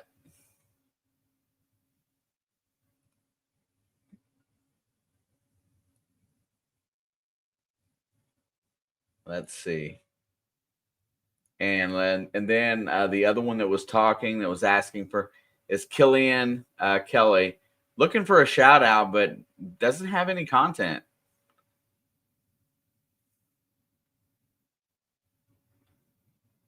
Very new channel, November 27th, 2025. So congratulations, Killian. You got to have some content. See, that's cool.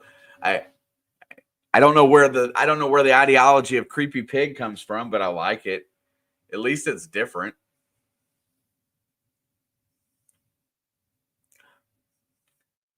Erwin, if you want to come over, subscribe to the channel, come over to the horizontal and hang out with us. At least there's some more chatters there, if you like. I believe Erwin is a Georgia fan. So very welcome. One of my best streams ever had the University of Georgia involved. I believe it was Georgia and Alabama. Maybe Georgia, Ohio State. Can't remember which, but it was a dandy.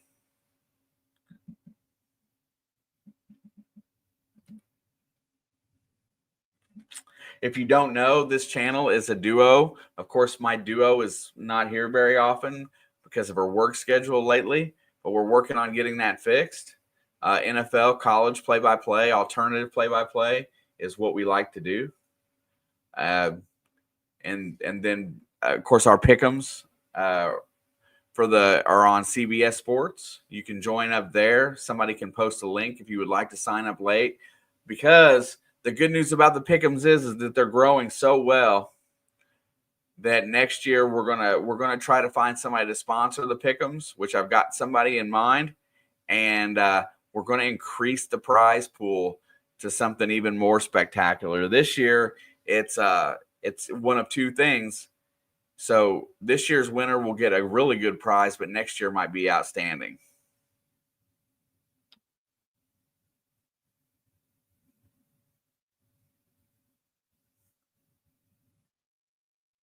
I have a pic of a pig on my bio, and someone asked me what's with the creepy pig, and that's when the name was born. See, at least it's got a story, right?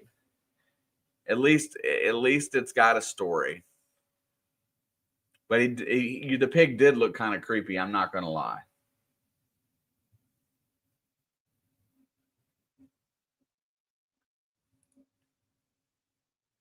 G. Obama, shit, now I know my future daughter's name.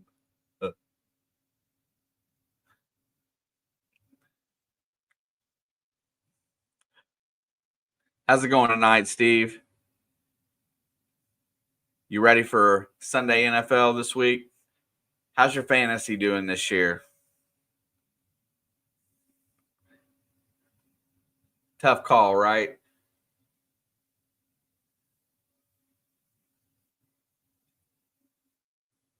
Yeah, I got it.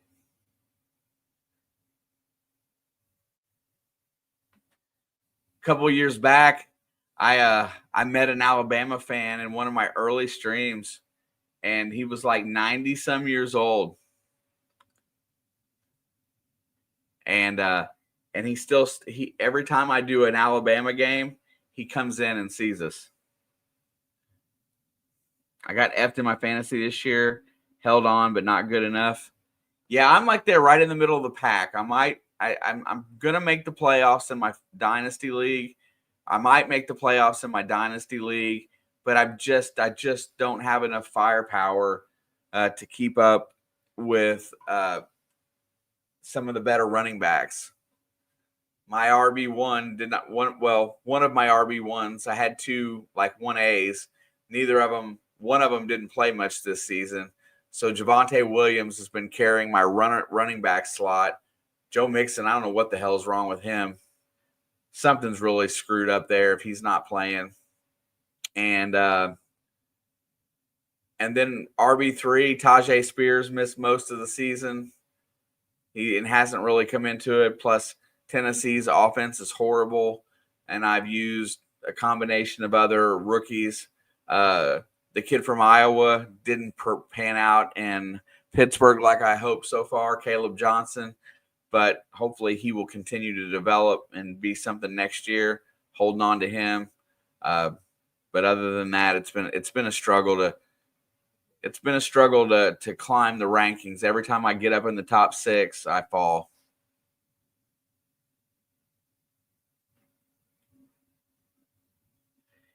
Yeah, but I wasn't. I mean, regardless, I wasn't going to cut him because if I cut him, somebody else was going to put him on their roster, and for Dynasty, I was hoping that everybody was wrong and that he was going to play, but didn't exactly pan out.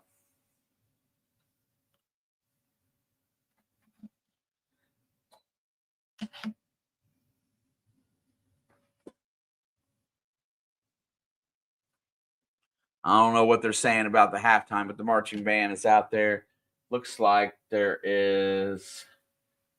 Let's see what we got left here.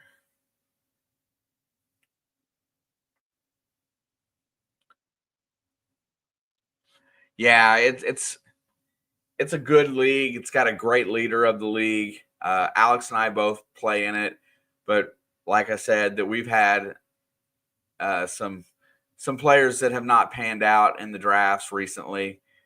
And I lost Tucker Kraft for the season early on, when he got hurt, and right now Kelsey's my top tight end, and those 3 tight ends from freaking Pittsburgh have pissed me off because Aaron Rodgers can't get nobody the football, I guess.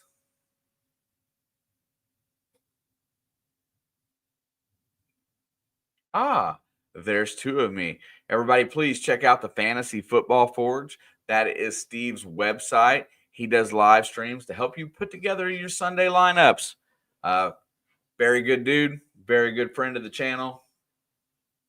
Fantasy Football Forge. Actually, he can post his link if he likes.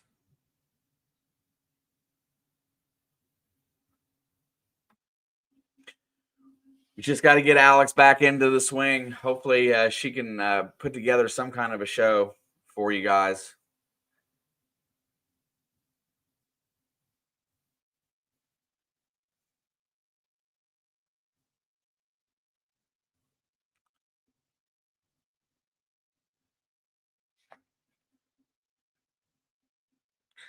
Wow.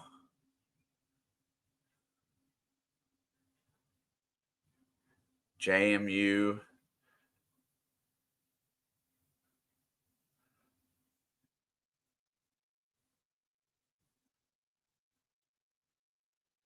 There you go. Fantasy Football Forge. Very informative. Good times as we creep through halftime here. If you are new to the channel, welcome to It's in the Blood. This is a sports-based talk show channel that does a lot of play-by-play, alternative style. So you get to listen to one of us chit-chat about the game, call the game. And we have a lot of pick'ems and stuff like that when we're together, but it's a 2-man crew or a guy and a girl. And it is very family orientated. All of our members are called Blood Fam. Most of the people that show up here are dearly, dearly loved and thought of. But if you could smash those buttons for us today, help us get a little bit bigger. We really stopped trying for growth last year and just started working on quality, but Alex's work schedule's kind of made it difficult. Wish we could be full-timers. That would be fun. If we were full-timers, we'd be in here all the time.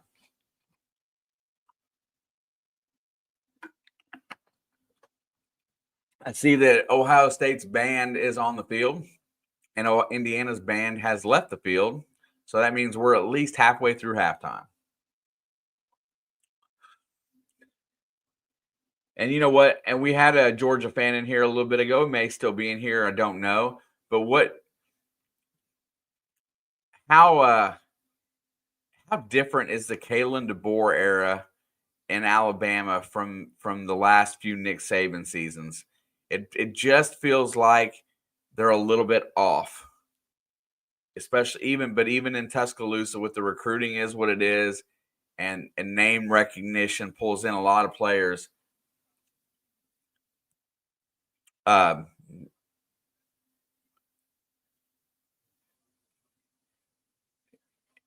It looks like a totally different team. It doesn't look like they're as gritty and tough as they have been in years past.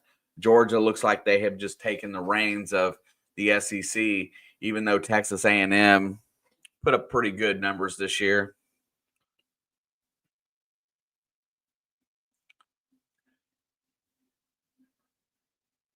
Not as much discipline. That's a good call. You know, Nick Saban specialized in the defensive backs, and there was always good corners coming out of Alabama. Solid first-round corners that just is tough. Oh my gosh. Yeah.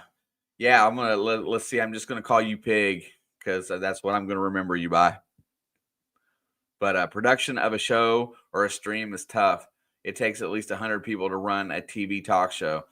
And Pig, we run. You can go back and just thumb through some of the content, but we run this channel. Plus, we each run a gaming channel, and then I have a treasure hunting channel with a talk show as well. We spend a lot of our time just hanging out here with YouTube.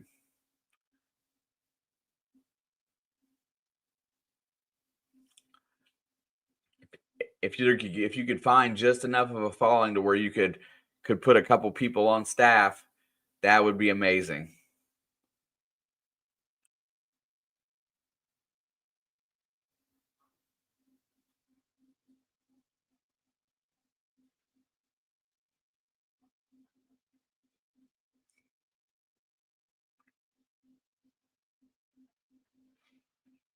But yeah, I've seen I know a lot of people that have channels that are semi successful where they have about 4 to 5 people helping them out.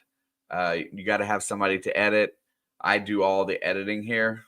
You have to have if you had somebody to do just help get things set up and produced is a hard part. Getting ready to go for a day, getting 2 streams ready in a day is not that hard. But if you were to accurately set up your SEO for each stream and get it out there properly, and this vertical format is a good way to meet new people, but most of them, really don't care about what you're putting out there. So you get time and watch hours and subscribers, but most of them don't come back.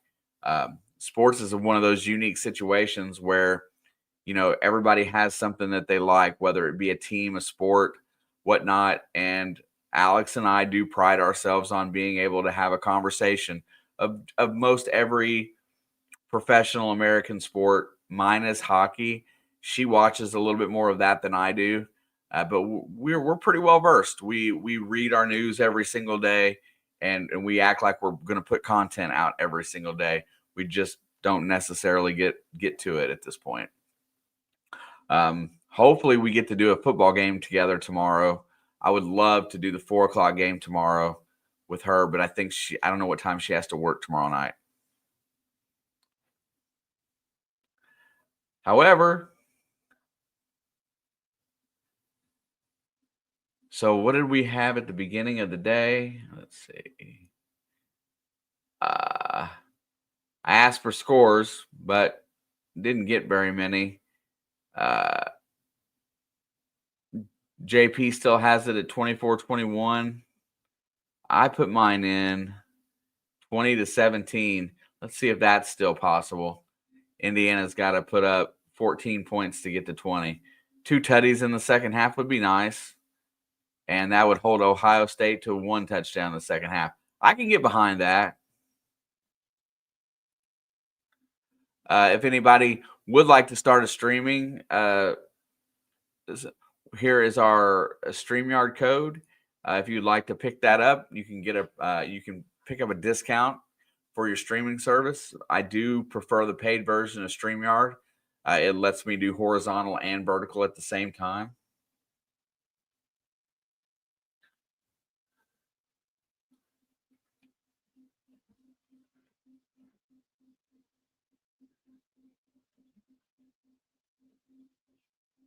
Hey, let's see what I'm missing here.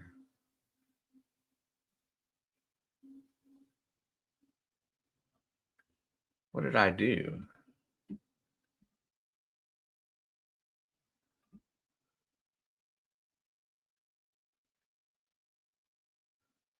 Okay, gotta fix something. Gotta fix it.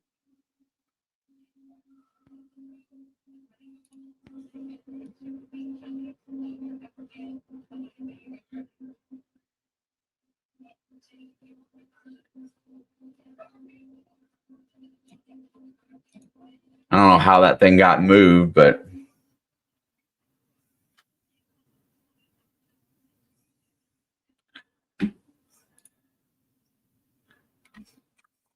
yeah, the Packers Bears is 425. That would be going up against our comrade Mr. Tom Grassi, but he always takes good care of us and usually blesses us with a raid every now and again. But I'm excited to watch that game, though. I think that's going to be an exciting game. Hey, they're bringing on Alex from the University of Pittsburgh and Francis, Texas at San Antonio. And Miss Alice is kicking ass over there. She's up 6-4, 7-4, 8-5, 9-6. Catching up. He's getting his rhythm. Starting to find the pressure. 11. Oh, he's up by 1. Go, Alex, go. Throw him. Oh, he's going to win. 18-15. Alex performed admirably, but loses in the end.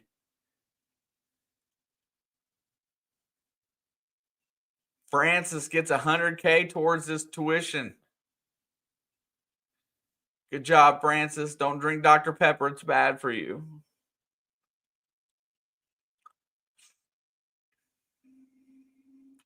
Listen, if you want to see a happy camper, I'll find a way to be in here if my Bengals can pull off the win in Buffalo tomorrow.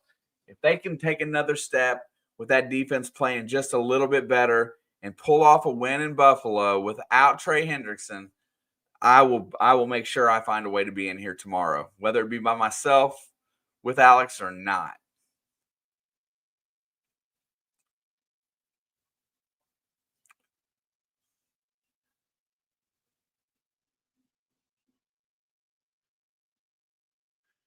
Alex got hot, or not Alex. Francis got hot there at the end.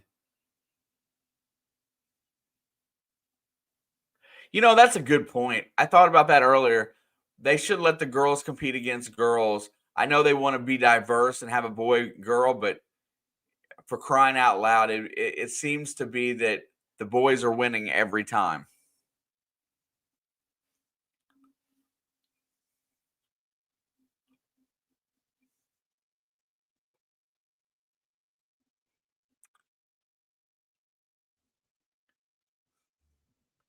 Pig's got it figured out. I love Pig. And I'm going to tell you why. I love Pig because bacon is the best. Pepperoni is the best. Sausage patties are pretty dang good. Ham freaking rocks. Like me some biscuits and gravy. Sausage gravy. I don't care if he's a creepy pig or not. Pig tastes good.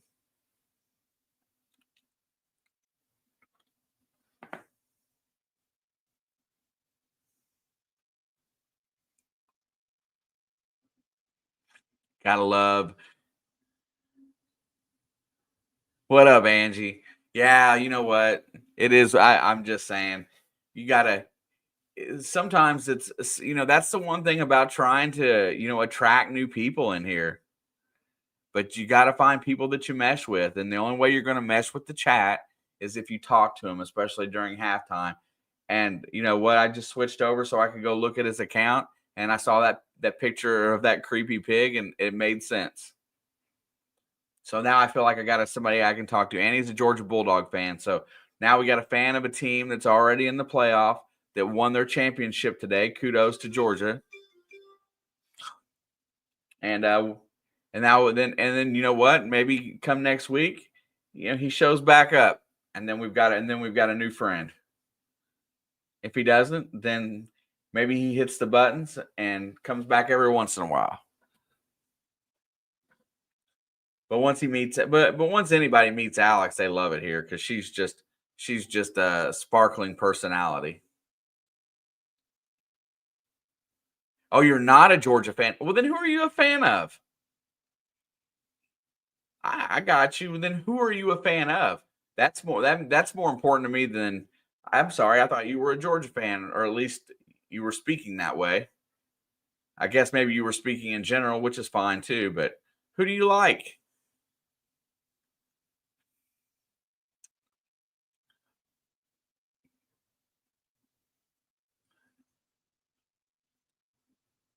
Start of the third quarter when they come back, so we're getting really close.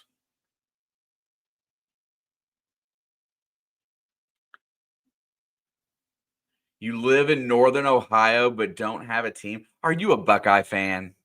Tell me you're probably a Buckeye fan, and it's okay if you are.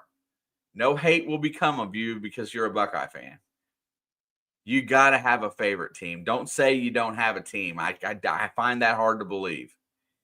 Every Saturday, if you like college football, you got to have somebody you turn on and watch, whether it be a player, a team. Ohio Bobcats, Michigan. We got a lot of Michigan fans in here.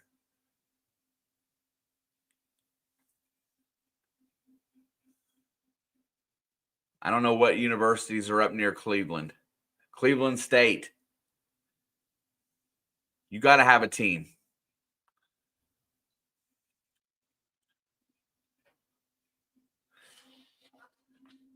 Northern Ohio is cold too. I didn't go to any of these schools. Okay. We're going to play deceptive. I'll just sit here and guess colleges in an area until I get closer. Penn State. A lot of people from Ohio venture over that way. Here's the kickoff, and it is going to go into the end zone. And no, he's going to field it at the 4. They're going to bring it out. He's up to the 10, the 15, cuts back at the 20, tackled at the 26-yard line. Nice return for Ohio State on the kickoff. Played high school a little. That's awesome. My high school wasn't big enough for football. Thank goodness.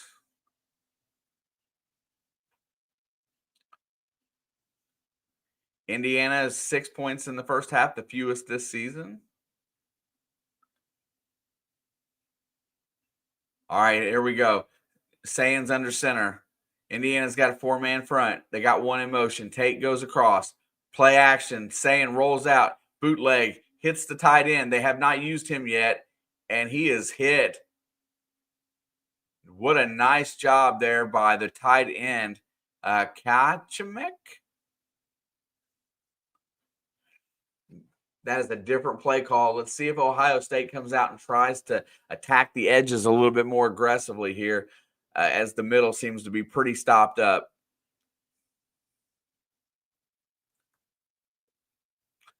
Second down and 1, 9-yard gain. Looks like a Bo Jackson handoff. There it is. He's going to try to sneak through. He does. He breaks it. He's got a hole. He gets to the outside, gets to the secondary, and is brought down at the 44-yard line, crosses midfield. Good patience on the run, waited for a hole to open because he ran into a brick wall to start with, and then just kind of waited, and then finally cut back, followed his blocker through. My goodness. Reminds me of Le'Veon Bell back in the day. That's how he used to get the big runs. And he is a true freshman. All right, Ohio State's cross midfield. They're in positive territory. 1st and 10. Indiana's defense is going to have to step up. Sayin rolls out, looking down the field. He's got plenty of time, and he's going to be sacked again. Another sack for the Hoosiers. That'll take them back to midfield. That is Landino. Landino like Bambino, but he's big.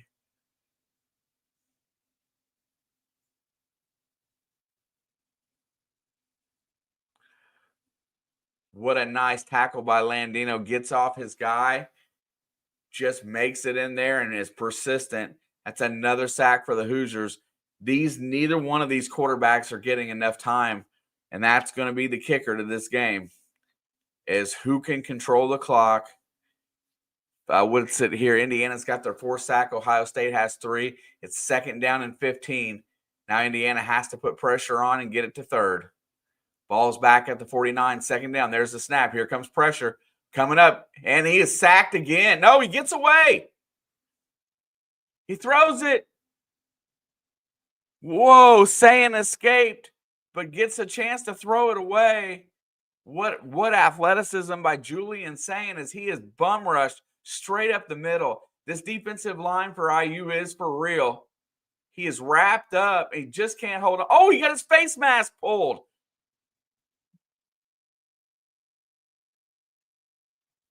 They ripped his face mask on Daly, and that's how he let go of the quarterback. Oh, my God.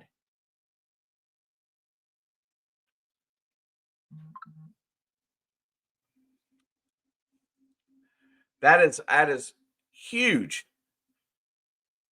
That should have been a 15-yard offensive penalty. 3rd down and oh, they gave him in the grasp. He's going to check it down. Got to make a tackle here. And Indiana called timeout. Why they called timeout right there, I do not know.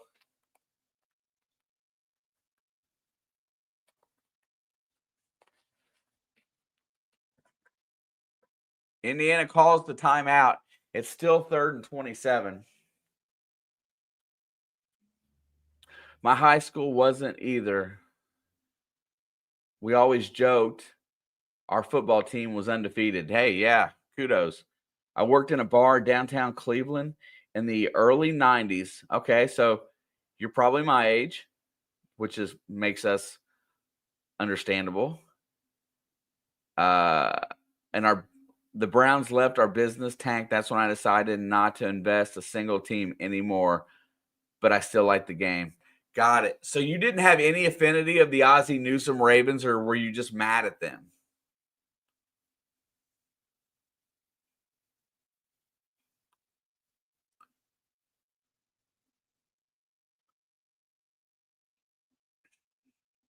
I think they blew that play dead. I'm not sure why it's 3rd and 27, but another sack for my Hoosiers.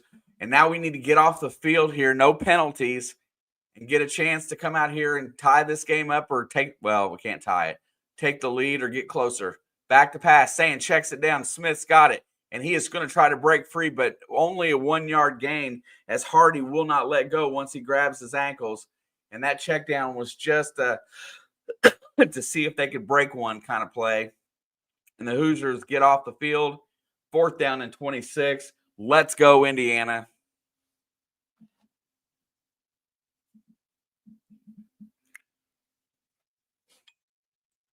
Ohio State shifts on their punt formation. Kick is away. And it falls dead at the 11-yard line. I don't know why Brady didn't go back and fair catch that. That could have been horrible. This game has been dominated by the defense. Both of these defenses are elite.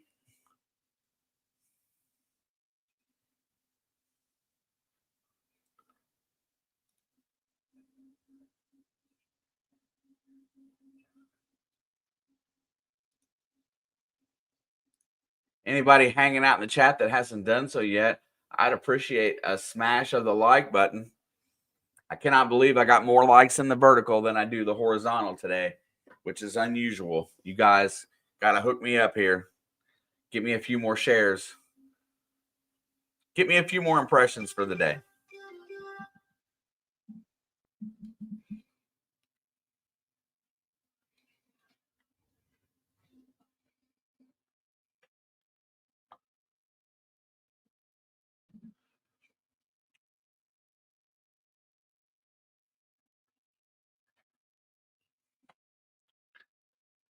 I wasn't mad, but I wasn't going to vote for. Gotcha.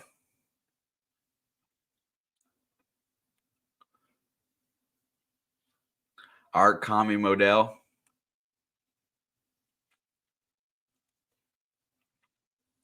So you haven't been able to get into the Browns since you've had a team back since they were back as an expansion team then? I guess I understand your situation. We have a few folks in here that were pretty upset when the Rams left St. Louis and just don't like them anymore. I just can't imagine ever switching to my pro team. And I think that no matter where they went, I would like them. But being a Bengal fan has not been easy for football. Being a Hoosier fan has not been easy for football. Or basketball, for that matter. We haven't won a championship since 1987.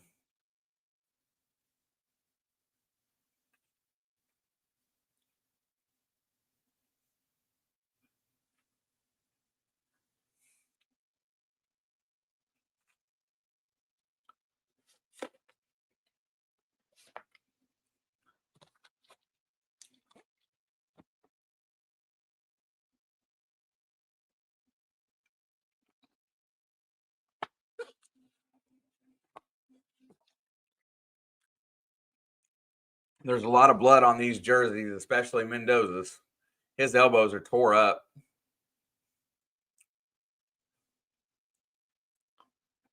I don't like Jim Haslam. Yeah. Okay. There's a handoff. Kalon Black. No, I'm sorry. That's Hemby is going to push forward, and he's going to get about 6 yards on first down. I blame Miller Kopp. Me too. I blame Miller Kopp for a lot of things.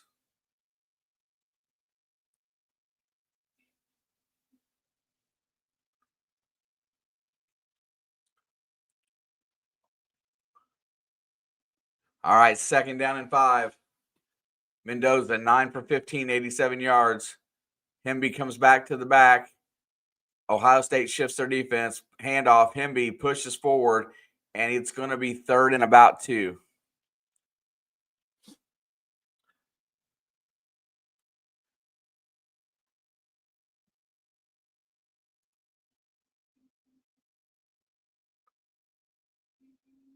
Yeah, Daniel, I blame Miller Kopp too. That's a good person to blame right now. How you doing, Mr. Daniel? Good to see you. Thank you for stopping by. Smash it if you do appreciate Hoosiers, if you appreciate Buckeyes or just sports in general or just chatting it up. 3rd and 2, Mendoza's in the gun. 5 on the play clock. There's the snap. Back to throw. Looking down the field. He's got time. Lets a rocket go down deep. And it's caught at the 25-8-yard line. Charlie Becker with the big grab as Mendoza let loose of a bomb. And the Hoosiers are in business almost to the red zone. Becker just gets out ahead, and there's no safety back against one of their best corners. Styles Jr. is there to make the play, but Becker hauls it in. 1st and 10, ball's at the 29. Indiana's going fast. Handoff. There goes Hemby through the hole. He's got 5 yards and plus some. He's going to run forward, and he's going to get 10 on the carry. Roman Hemby pushes it forward.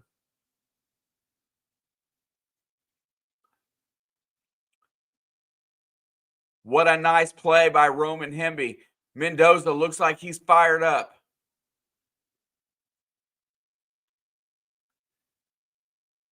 Here comes Ohio State has not trailed in the second half of any game this season.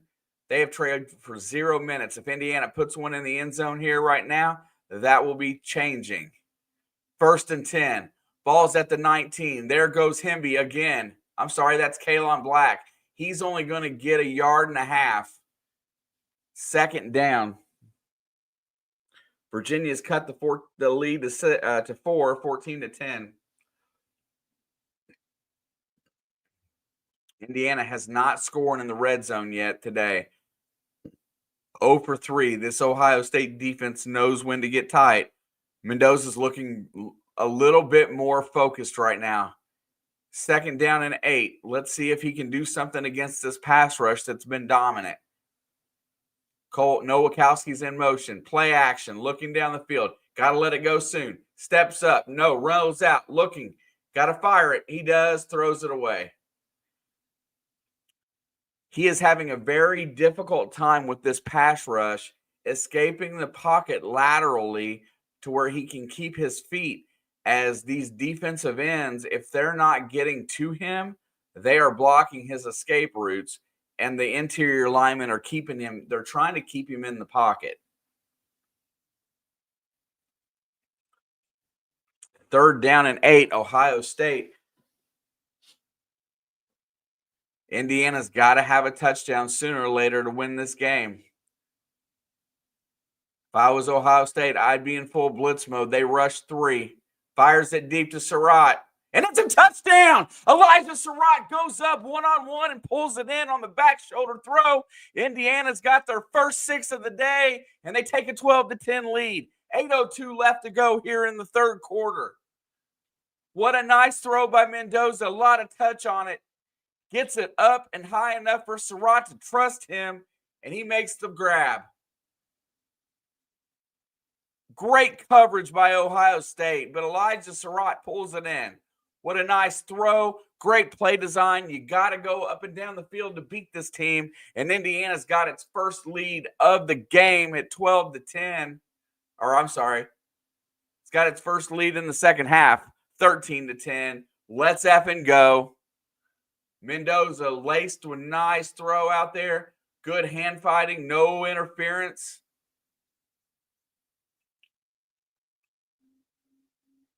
And unknowing Indiana has finally come back and gotten the lead in this game. And now Ohio State will be trailing for the first time in the second half all season. Let's see how Julian Sayin responds after he's been sacked a couple times here at the beginning of the half. If this IU defense can keep the play up, it may not need much more to win. Let's go.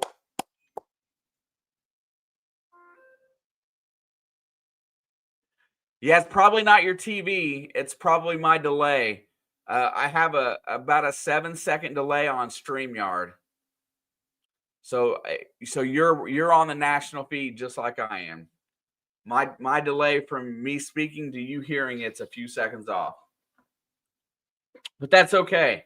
At least you know what's happening. Angie Burnett says yes. Pin that bad boy. Hooday. I know that's bingo talk, but got to have it. Haslam was doing something similar to what Art Modell did. He's moving the team out of downtown Cleveland to a suburb that's really going to hurt those businesses. Yeah, see, I did read about that, and I think that's kind of crappy, honestly. If you go down, and I can only use Cincinnati as an example because that's the city I frequent when I go to games.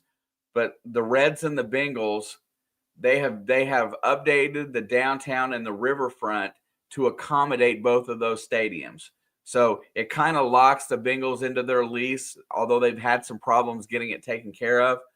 But for the Reds, you know, and all the businesses that surround it, there's a lot of really nice things that promotes. And in that city, it should be a little bit more complimentary of having professional franchises because they've made the downtown look a lot nicer. I remember going to games in the late 80s and being scared for walking to the stadium. I mean, it's just the way that it was. If you didn't have stadium parking, it was kind of sketchy. So now it's a lot nicer. It seems to be a good focal point. And then you got across the bridge in Northern Kentucky. You got excellent stuff to do at Newport. I will park and walk across the bridge to a lot of the games just to enjoy the walk. Park over at the aquarium parking lot, garage parking there. Very, very nice and very safe.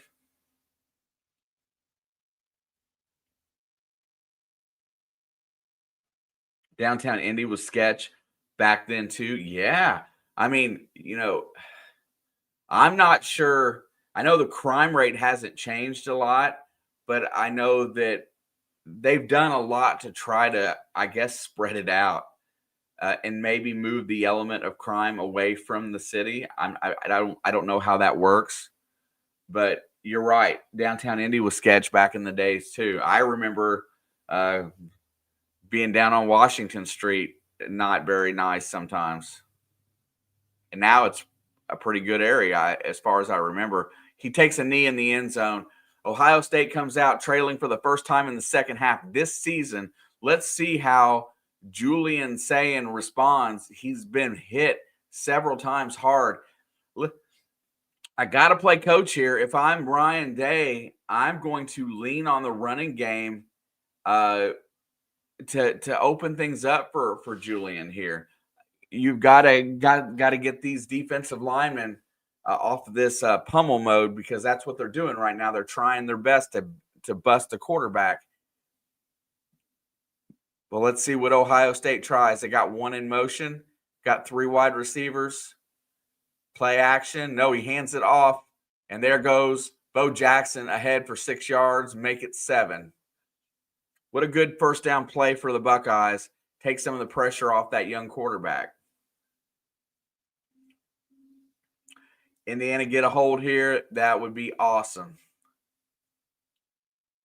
And Ohio State's pretty much in one of them must-score situations because they like to limit possessions in the second half, and that's what they do. They will drain the clock.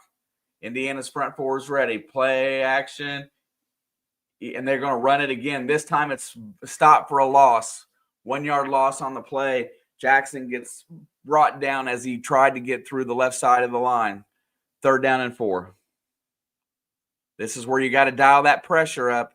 You got to get a hand in Sayin's face. And I think the size of our defensive line and the height of them is giving Sayin a little bit of problem.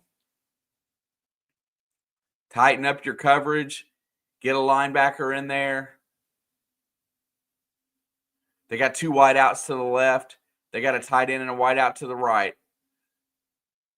That's back to pass, looking down the field. Has time, fires it, and it's completed. Right at the line to gain. It looks like a first down. Good throw by, and Ennis gets into the scoring column today with a nice catch.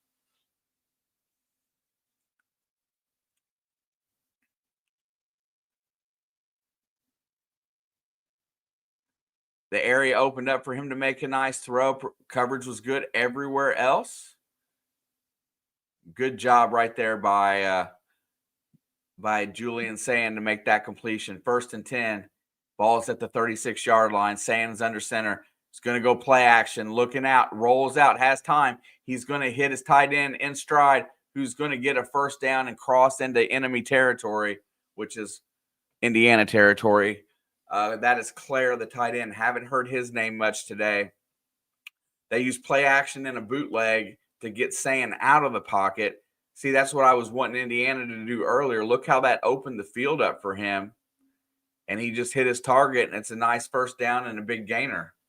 Not that I'm happy that it's happening, but it's a good job of coordinating on the offensive side for OSU. Going to go handoff, and that's wrapped up early as they were already in the backfield. 2nd down and 12, it looks like here. No gain.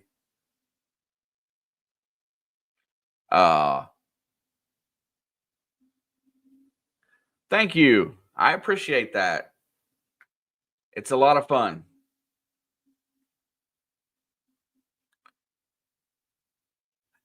I guess it's kind of a crazy hobby, right? 2nd down and 11. Ball is at the 46-yard line. They only give him credit for losing one there. Looked like he lost more. They got 3 back. Sands back, fires it across the middle. What a throw and catch by Smith on the outside. Good coverage. He just fired a rocket in there and let his wide receiver make a play on the ball.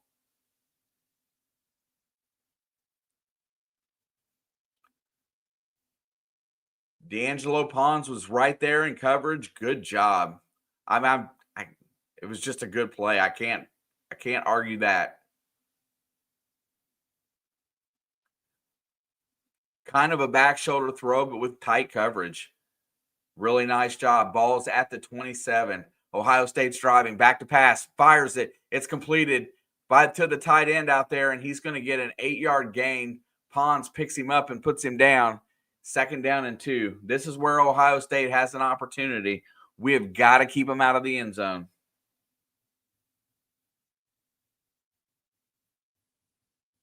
My thumb is getting huge from back and forth. Duke and Virginia, 14-10 still. Here we go. Sands in the gun. Going to go handoff. And that is going to break free. Almost breaks it for the big one. Jackson's tripped up after the 1st down. These defenses, what they do next is what's going to be important here. If Indiana can hold them to a field goal, this game is pretty much even.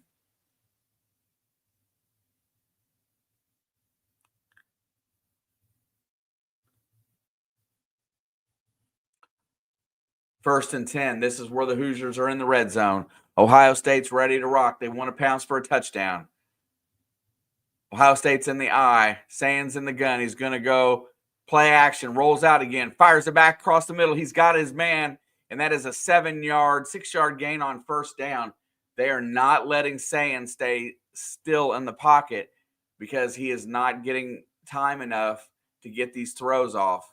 Now, what Indiana is going to have to do here is that they're going to have to bring more pressure from the edge to try to keep him in the pocket, a lot like Ohio State's been doing.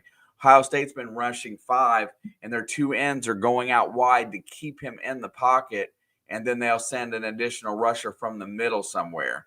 That way they have 3 in the middle, 2 on the end. 2nd down and 3. Handoff. Pushes forward. Really close to a 1st down. It's going to be 3rd down and 1. Bo Jackson with the carry.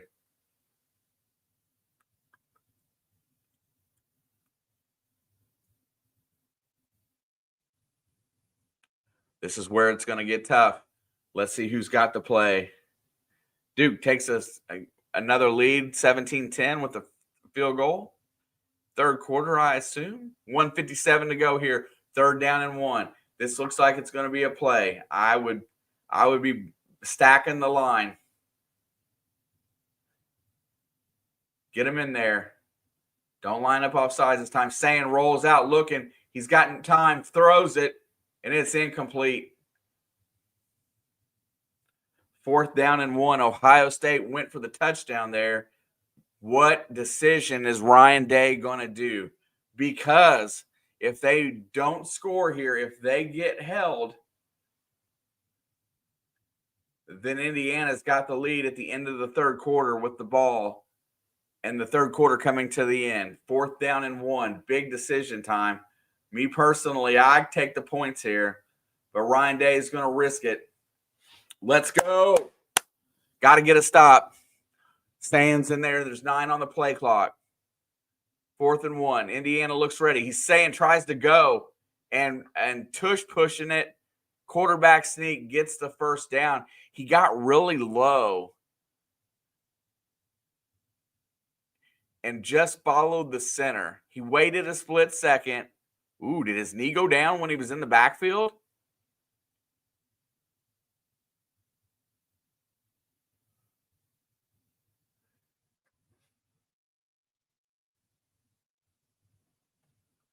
All right, it's going to be 1st and goal. And I think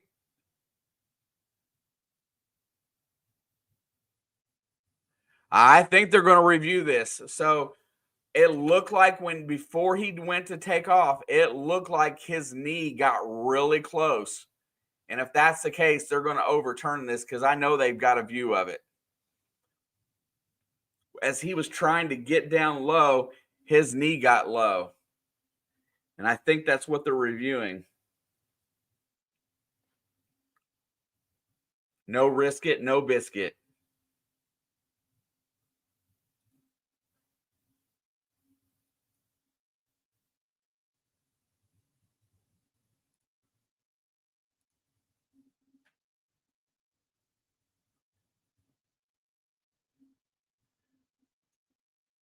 How are you doing today, JG?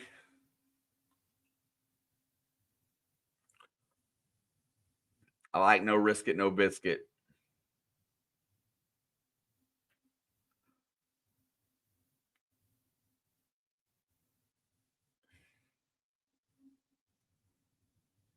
This is one of those times that's going to be both teams are able to move the ball a little bit better here in the second half. They know a little bit more what each other wants to do, but it's a dogfight. This game is a matter of inches. And if they find his knee down, which they're not showing us any views of it yet, I'm waiting for the commercial to end. But I think that's what they were reviewing. It looked like his knee buckled when he got the snap and went to push forward. He got low, and it looked like he lowered his knee.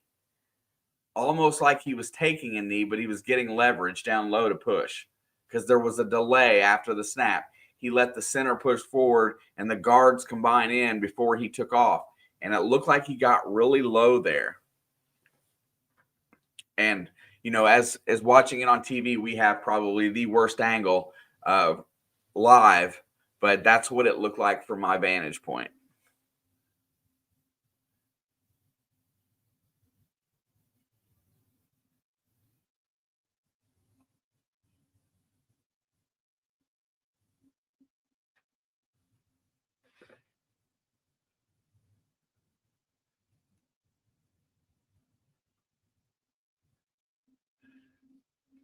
No biscuit, no biscuit.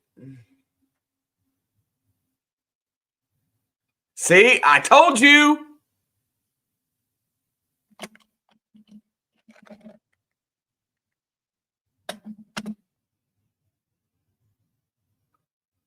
I told you he was down.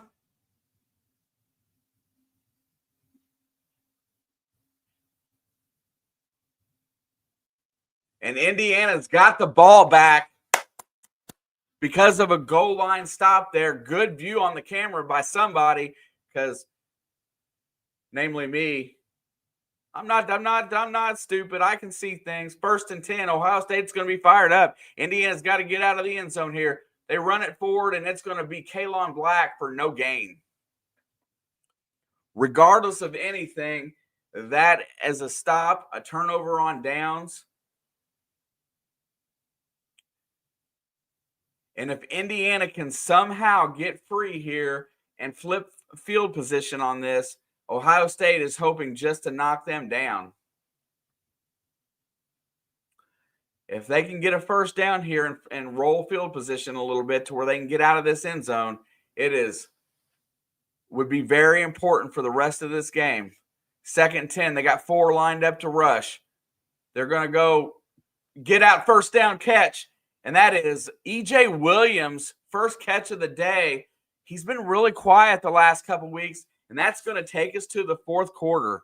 Indiana's got the ball and the lead going into the 4th quarter with a first down. Let's effing go.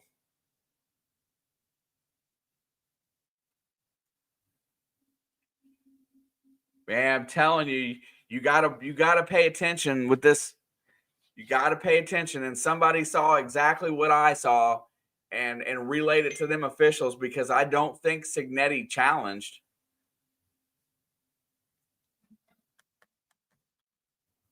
Turn of events. What looked like a first down in a 2-yard gain. He got leverage all right. He used the ground to get it.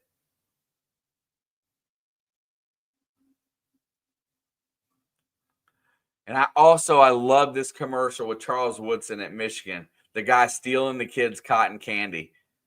Is that a typical Michigan thing? Is that a typical Michigan fan thing? Stealing kids' food?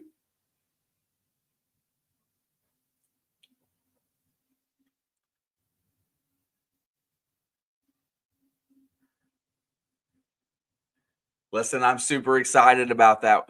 Getting out of that end zone area and a first down. We've had their defense on the field now, and now we can put together a drive and burn some clock and get a touchdown, one more touchdown in this half. It's going to be really difficult because I do not think that they play well from behind because they don't know what it's like. It makes them change their offense a little bit. They can't impose their will with the run game. It makes Sand be a dynamic passer, and he's going to have to throw from the pocket because he's not been able to throw well unless he gets out of the pocket. It's a huge turn of events in this game. Indiana's done a really good job, except for when Sand gets out of the pocket, but he's not getting the big plays.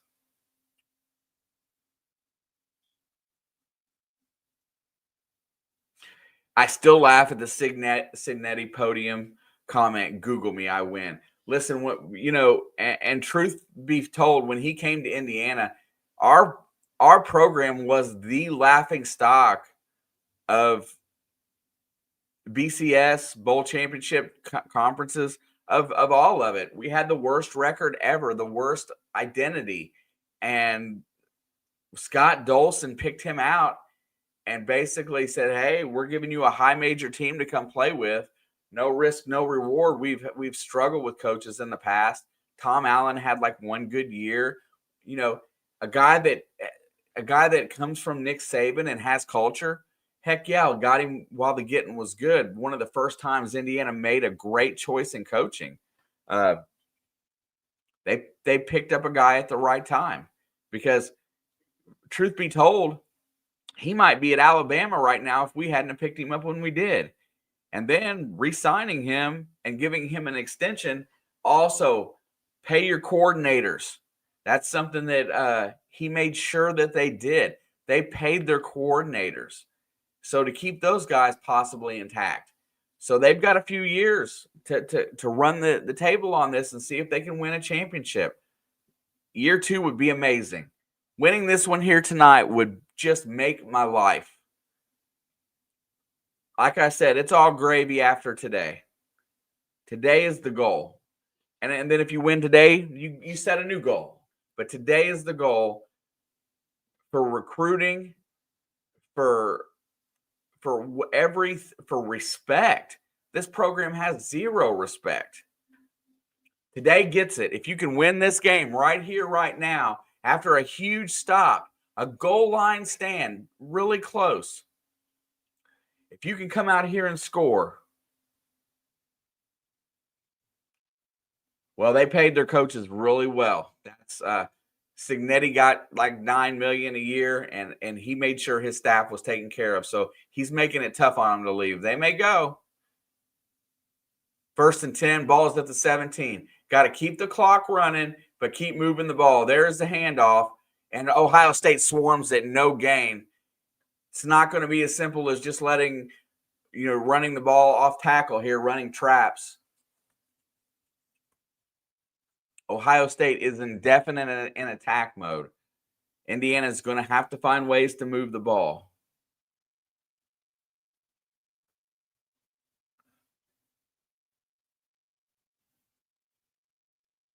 Second down 10. No gain on the play.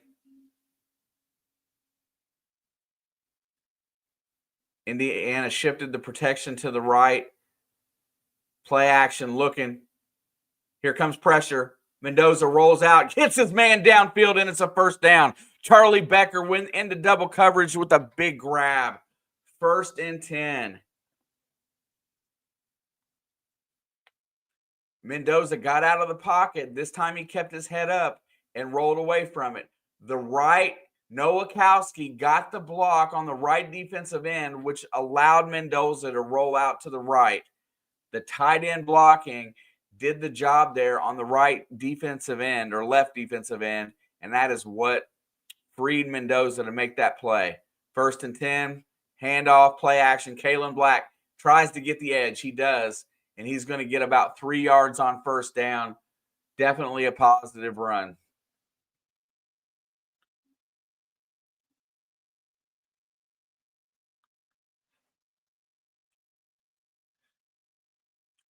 Second down and 6. They gave him 4 on that carry. Good run by Kalen Black. That puts the defense in a different position right now. Indiana dominating the ground game today, 103 yards as a team to 32. They've done the job. Here we go. Mendoza's back looking, fires it. It's got a receiver. It's a 1st down. Stay in bound, Charlie Becker. And he stepped out. That's okay. It's a 1st down for Indiana. Charlie Becker is such a difficult matchup as a wide receiver. He's got that look, and he wears the same number, a lot like Chris Collinsworth. He's very long-legged and sneaky fast. He cuts really well. I used the Chris Collinsworth reference because of the number 80. But, yeah, that's exactly what he reminds me of. I'll think of another one that's lanky like that. 1st and 10. Play action, hands off to Hemby. Hemby cuts back, and he's going to get 3 yards on 1st down.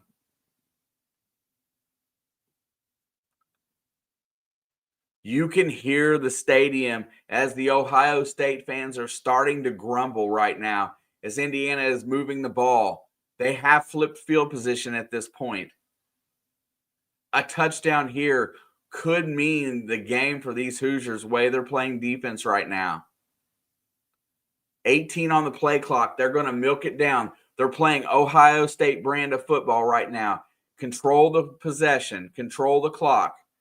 2nd and 7. Go back to the handoff. Hemby cuts through, and he falls down, but he does get a yard or 2.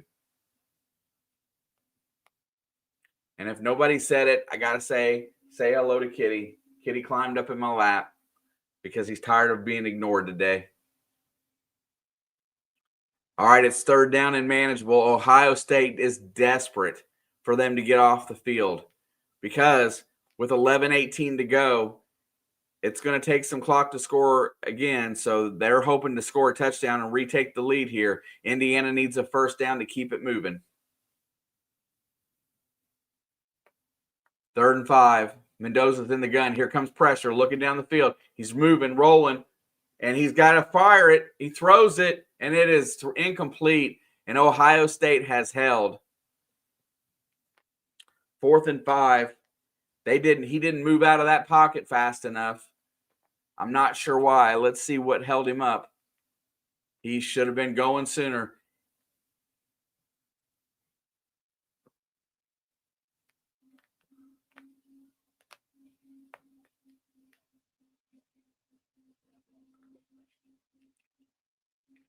All right, Indiana, not ideal. Has to punt, but they get it away.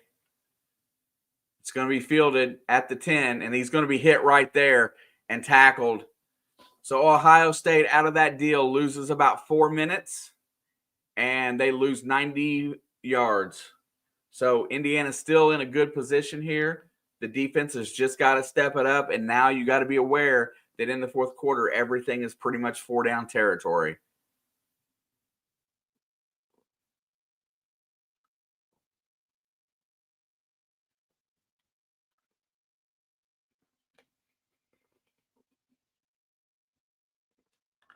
Yeah, Angie, he's all fired up. See, he is ready to rock.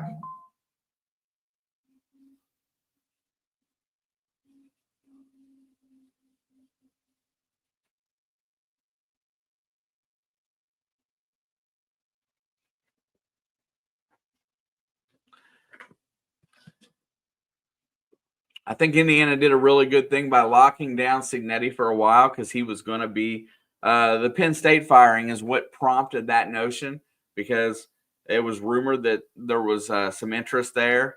And I'm sure that the Florida job and the LSU job was going to garner some interest too. And him being a Saban disciple from that that coaching staff. I think that is exactly why Indiana went ahead and locked him down for a long term, and I think that was smart. Dude, turnover on downs. Duke's got the 17-10 lead. Awesome. That ACC is absolutely crazy this year. To have somebody in the championship game as they were with the tiebreakers in place that cannot probably make it, can refute that conference. A team in the tournament is amazing. Makes it hilarious. Makes tomorrow interesting. I think Indiana's shown well enough today that I don't know that they're going to drop if they lose. I think these two teams are headed for a second collision. If they are 1-2, then definitely a second collision. If they do, it would be the championship. I don't know that it's different when you play teams from different conferences. You got to adjust to a different play style. The Big Ten is very much a bruising, bashing play style. The SEC is similar, but it's also a little bit faster paced game. There's a lot more up and down. Here we go. This Hoosier defense has been outstanding today. Defense wins championships, so we still got a chance going forward. I want to see some clock drained. Yes, sir. Right there. See, I told you I saw that. Here we go. Indiana has played Ohio State's game, the whole game, playing ball control, tempo, and now they have the lead with 10:45 to go in the game. Ohio State's in the gun. Sayin has two in the backfield. Going to go handoff as he busts through the hole, and he's going to get about a 5-yard gain.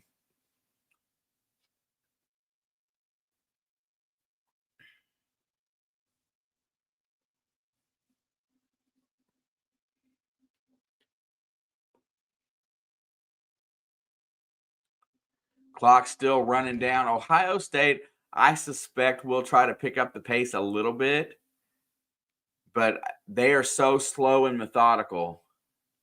2nd and 6. A penalty would be horrible for them. Handoff comes up the middle. He's got a hole. He's going to break it through for a first down. And Bo Jackson gets it out to the 24, tackled by Moore. Nice run by the Buckeye.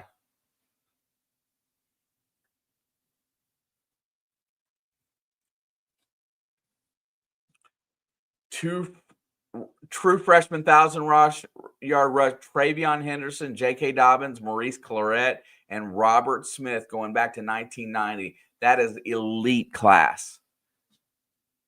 1st and 10.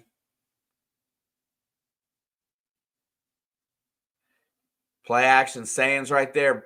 He's got protection. Fires it, and he hits his tight end for a short gain. Give him about 5 yards on first down.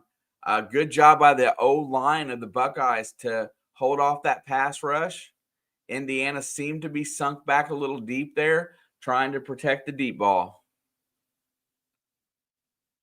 I hope it's not a prevent style defense, but because that would make me upset.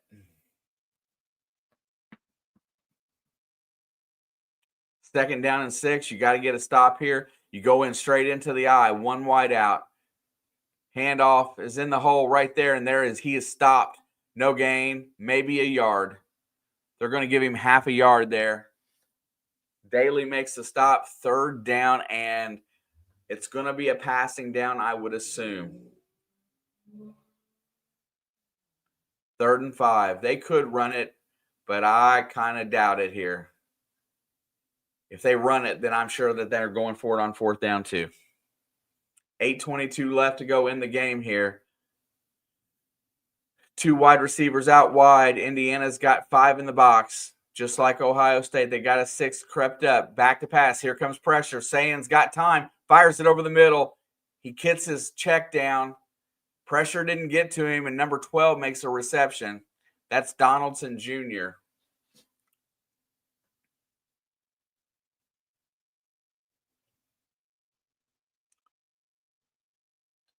Everybody sunk back deeper into coverage. Nobody come and got the check down. Not a horrible job by Indiana. You definitely don't want to give up the big play there, but you had a chance. You're hoping that your pass rush gets home.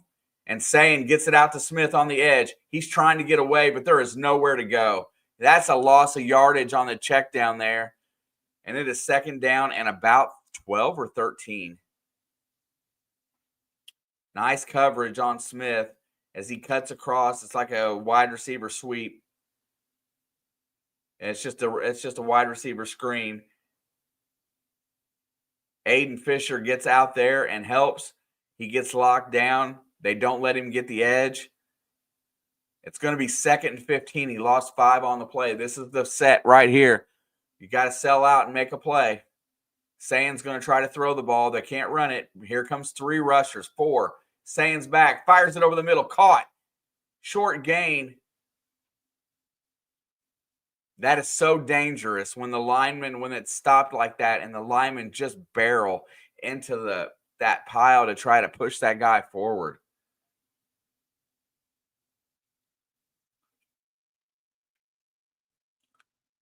Third down and 8. Here it's a big play. Indiana's going to have to get pressure in here. They cannot let him escape the pocket because that's where he becomes dangerous.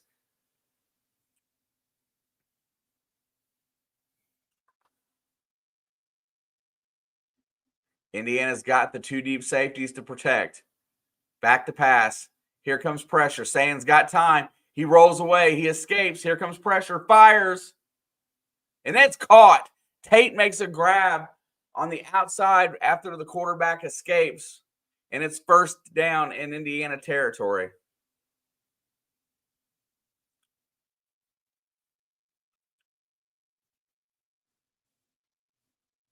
The right tackle brought the defensive end to the left, and it really opened up the door for him to scramble to the right.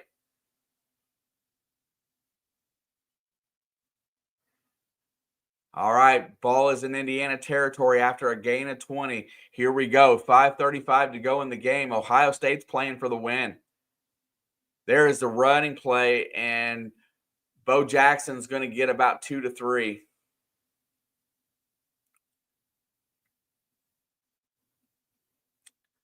It's exciting. If Indiana can get a stop, we may be going to overtime on a field goal attempt. That has got to be the goal. We cannot let them score a touchdown at this point.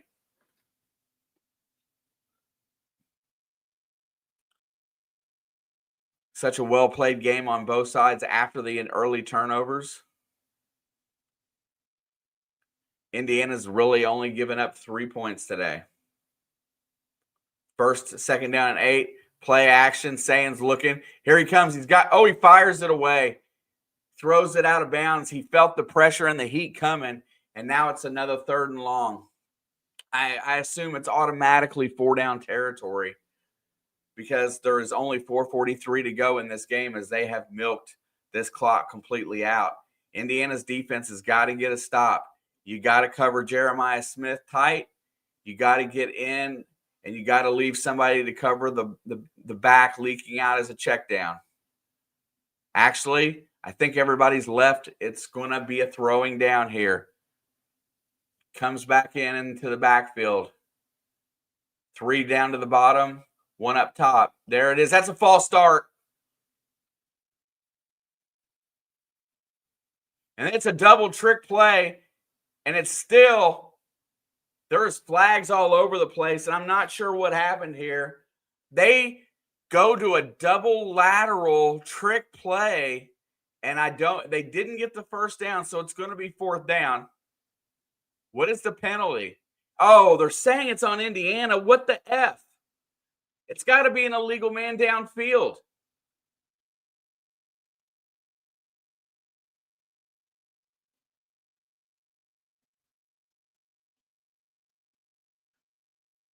How is there a block?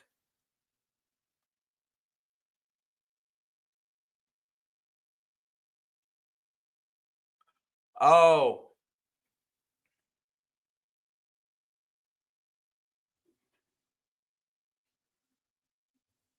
That's such Okay. Kamara makes a low block, going low on the defense on the guy out front. All right, now that gets him inside the red zone. Oh my God, what a bad change of events. There's the first down run, and Bo Jackson breaks free, gets it down to the 10-yard line. The question is, can the Buckeyes score a touchdown? 2nd down and 2 here. That is just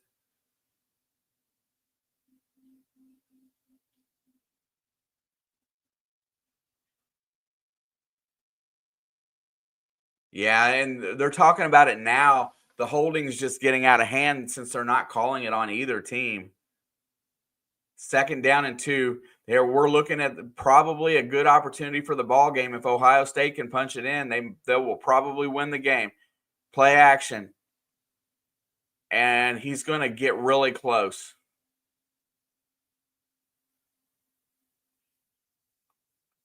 They're going to leave him a yard short for the first down. It looks like 3rd down and 1. This is where you got to get tough.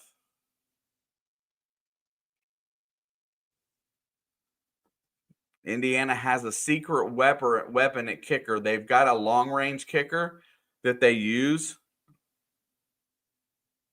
But you got to keep Ohio State out of the end zone here. 3rd down and 1. Pack it in tight. Make him throw it. Play action. Rolls out.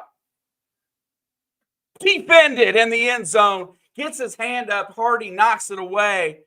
4th down and 1 as they use the rollout play again. Hardy was not fooled and gets his hand up and knocks the ball away. Just gets there in time.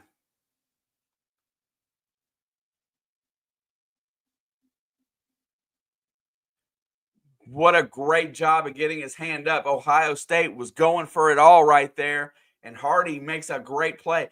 And this time, Ryan Day does not F around. He does not want to lose this game.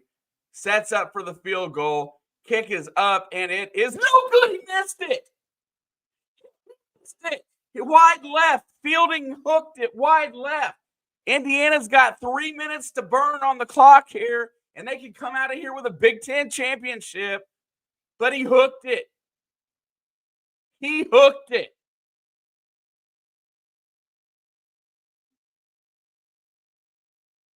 Pig says Shankopotamus. The Buckeye fans are stunned. The coach had conceded that he was not going to go for it again on 4th and 1 to try to push for overtime, and his kicker missed it. Big opportunity. 2 great defensive stands by Indiana just to get it to 4th down. Oh, yeah, that is awesome. Here we freaking go. Let's go. Steve says my boy's excited. I'm fired up.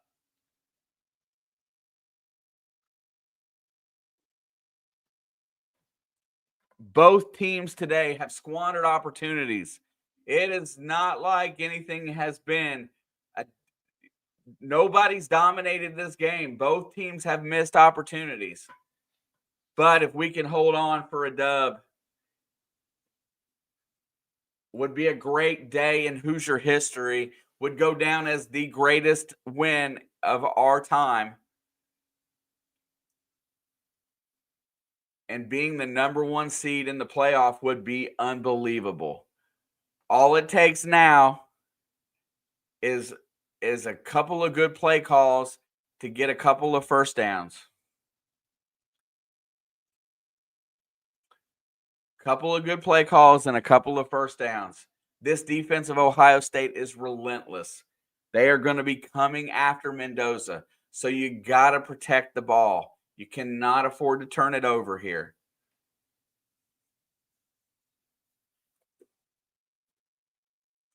A good gainer on first down is important.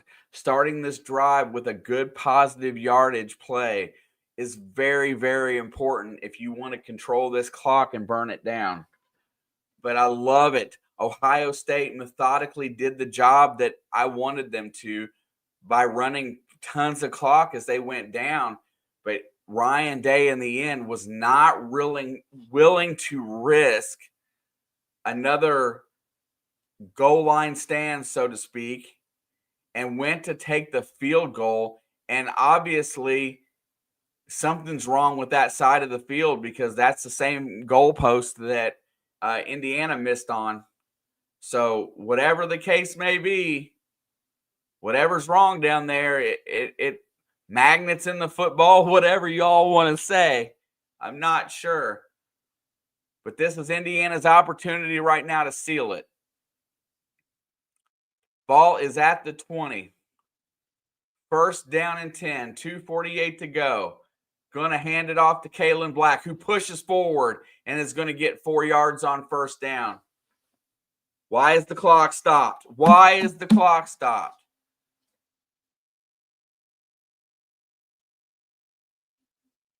Ohio State must have burned a timeout. Yes, they did.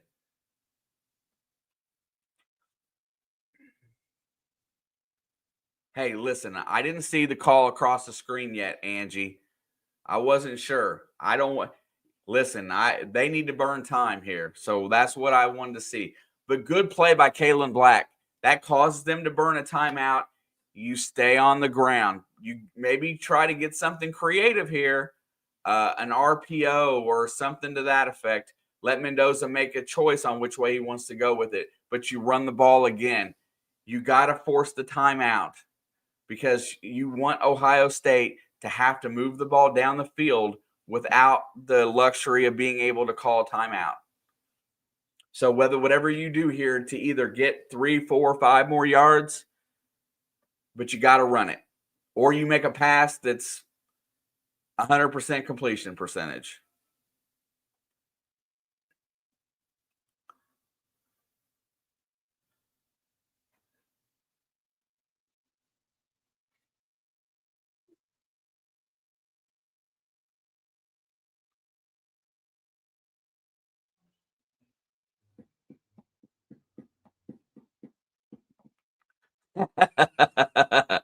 I've seen things go left less than at a NASCAR race.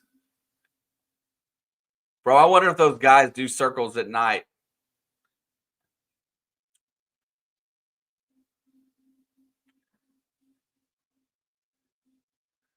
We've got a golden opportunity here, folks.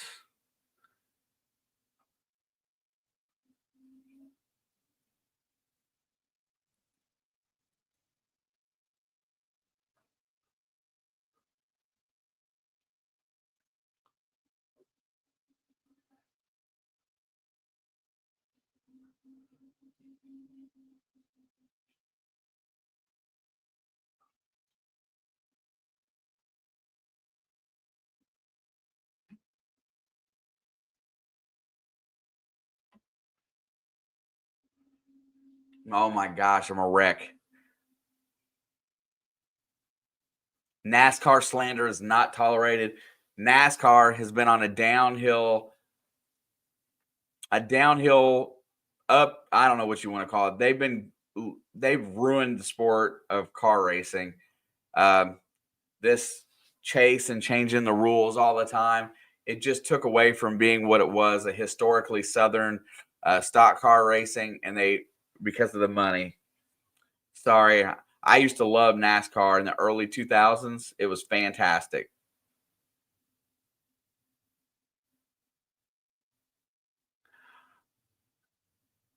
Duke up 10. Looks like they're going to F up the whole ACC getting a playoff berth, though. So kudos to Duke. I think this is the biggest play in the game right here. 2nd down and 5. I really hope they get 4 3/4 yards.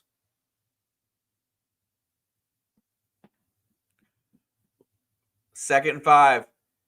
They got one in motion, and he's going to be tackled for no gain. And it is that Curry guy again, wreaking havoc in the backfield. I knew they needed to do something creative there to get him free.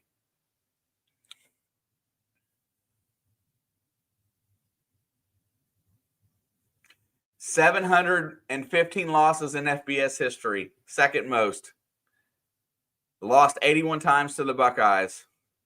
Probably 30 consecutive wins. Longest winning streak over. God, we need to win.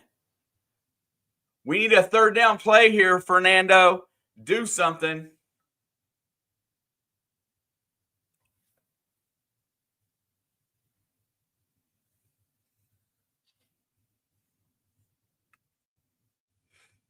How about them Blue Devils, though, bro? Congratulations. You've pretty much got that thing sealed away. All I need is a first down. Give me a first down here. Let's get it. 3rd and 6, Sig. You got to call the play. You got to do something to get your quarterback out into space or a quick throw. You've got single coverage at the bottom of the screen with Charlie Becker. 3rd and 6. Here, you know pressure's coming. Back to pass. Here they come. Fires it downfield for Becker. And he's got it. Charlie Becker, I seen it wide open in single coverage all the way into Buckeye territory. And Fernando Mendoza delivers a dagger downfield. The clock is running. Man, I'm good today. Saw the single coverage, beat him off the get-go, and it goes down at the 44-yard line.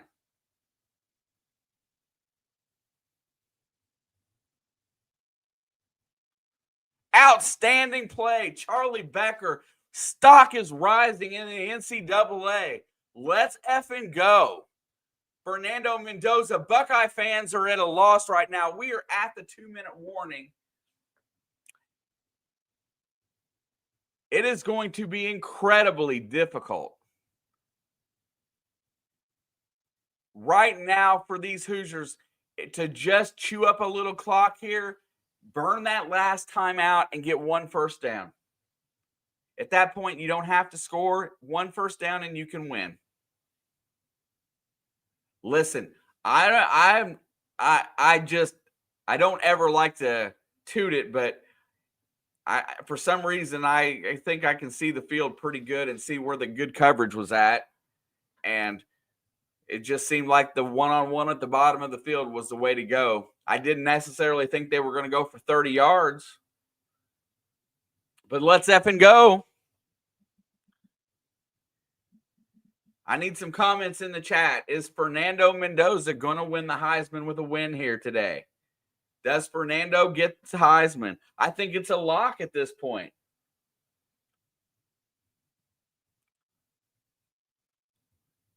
He's got the head-to-head against Julian Saying right now. It's all they have to do is finish.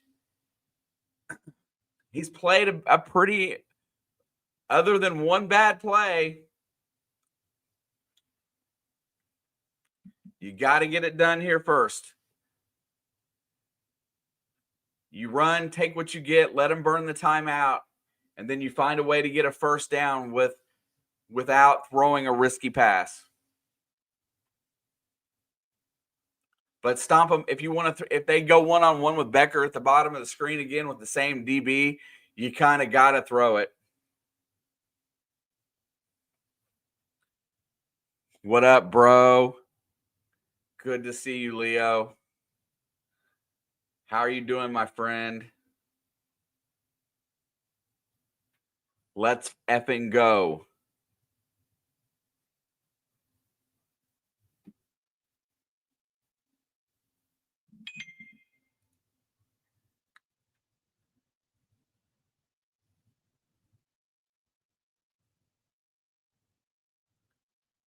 Because we're so. As a real OG, who are you a fan of, sir? You do who needs a QB? All right. It's coming down to this right now. It's going to have to be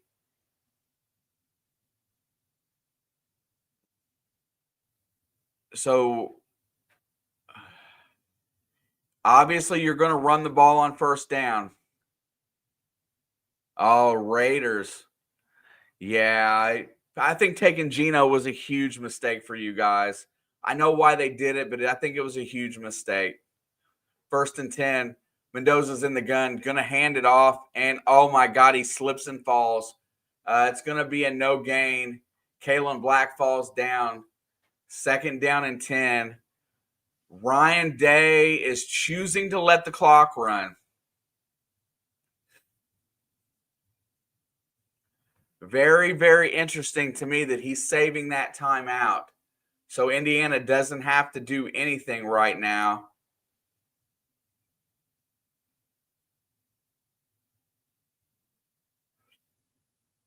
I'm super surprised. Listen, I would not be running right because that Curry's been a holy pain in my butt. Let's run left. Run left. Oh, no, we ran right. Kalen Black is going to push forward for 3 yards.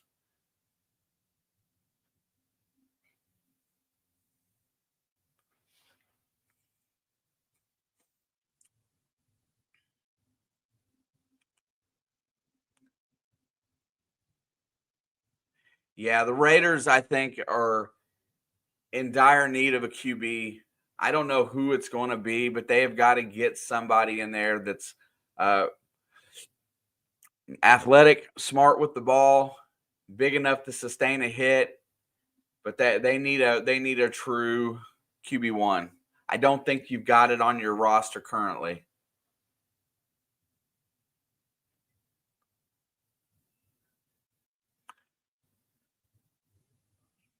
Yeah, come on, OG. Smash the like. Come back in here. Hit the subscribe button for us. We appreciate it.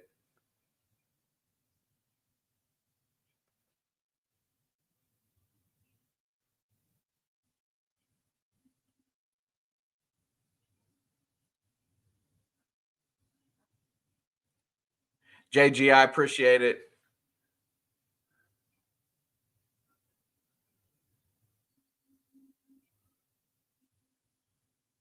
I'm a Bengals fan. I did not want my quarterback to come back. I really think we need front office changes at Cincinnati. Joe Burrow is probably the greatest thing that they've ever drafted. Now I hope they don't continually do Bengal things and ruin his career. You suck it up. You go out and you get the best offensive line that you can get, and then and then you draft quantities of defensive players to try to just make it respectable and go out and score 35 points a game like Peyton Manning era. But I was really scared when they let my quarterback go back out to play after that surgery on his toe. Tore me up. Didn't like it, not one little bit. I love Pete Carroll, by the way. I don't think that was a bad choice of coach. I just think it was a bad choice of quarterback.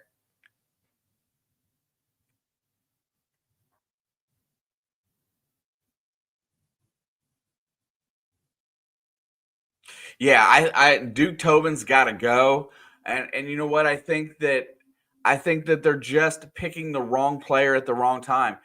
They could have picked elite players in their position, but they went after like defensive ends.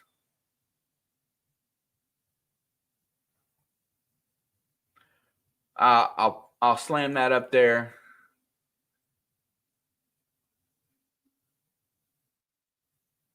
Man, we played as like total cheeks, out coached, outplayed, pitiful performance by the Buckeyes. But bro, I listen. I am not an Ohio State fan. My Hoosiers, I've wanted to see win this game for a long, long time. But the deal is that you've still got a young quarterback, and you've still got a very good chance of winning a national championship. It's a learning experience for both of these teams. Hopefully, it makes them both better, and we play again. 3rd and 10, handoff, and they're going to let the clock run down here.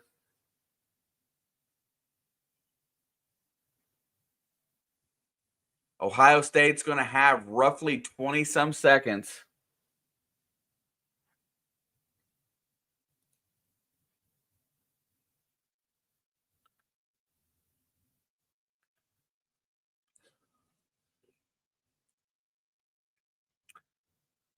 Fielding is going to hold his helmet and feel shame, but our kicker missed 1-2 today.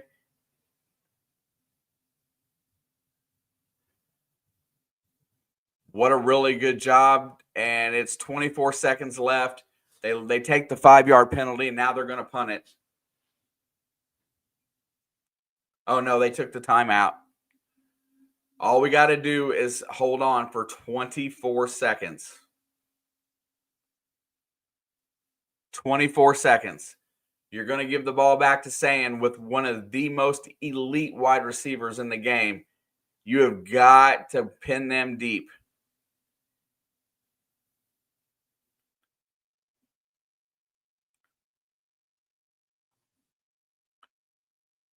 Fourth down and 5 here.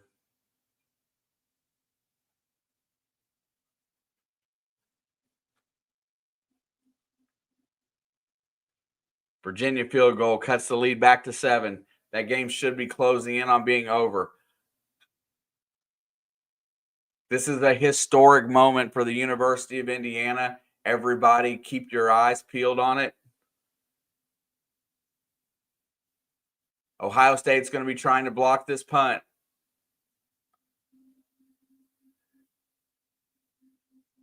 There's a snap. Punt is away cleanly. It's going to go up. It's going to be fair caught at the 14. Ohio State's going to have to go approximately 54 yards and 18 seconds to have a chance at a field goal. Otherwise, they're going to have to push it into the end zone.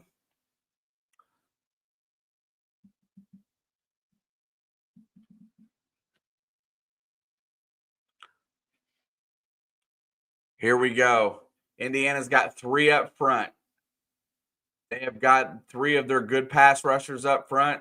Ohio State does have a back in the backfield. They're going to max protect here. Indiana's hovering at the line to gain.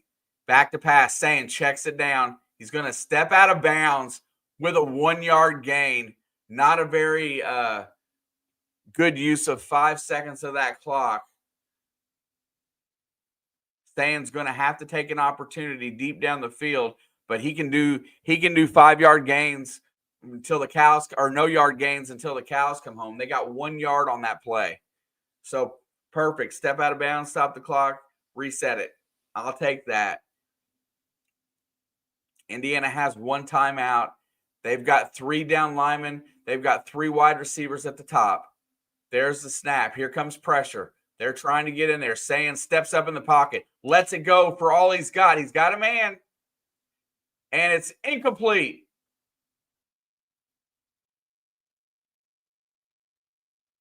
Ennis comes out of there with the ball, but I think it hit the ground. Let's watch it. Oh, it hit the ground. We have 2 seconds left on the clock. The ball couldn't have hung up in the air that much longer. It may be your only opportunity, sir.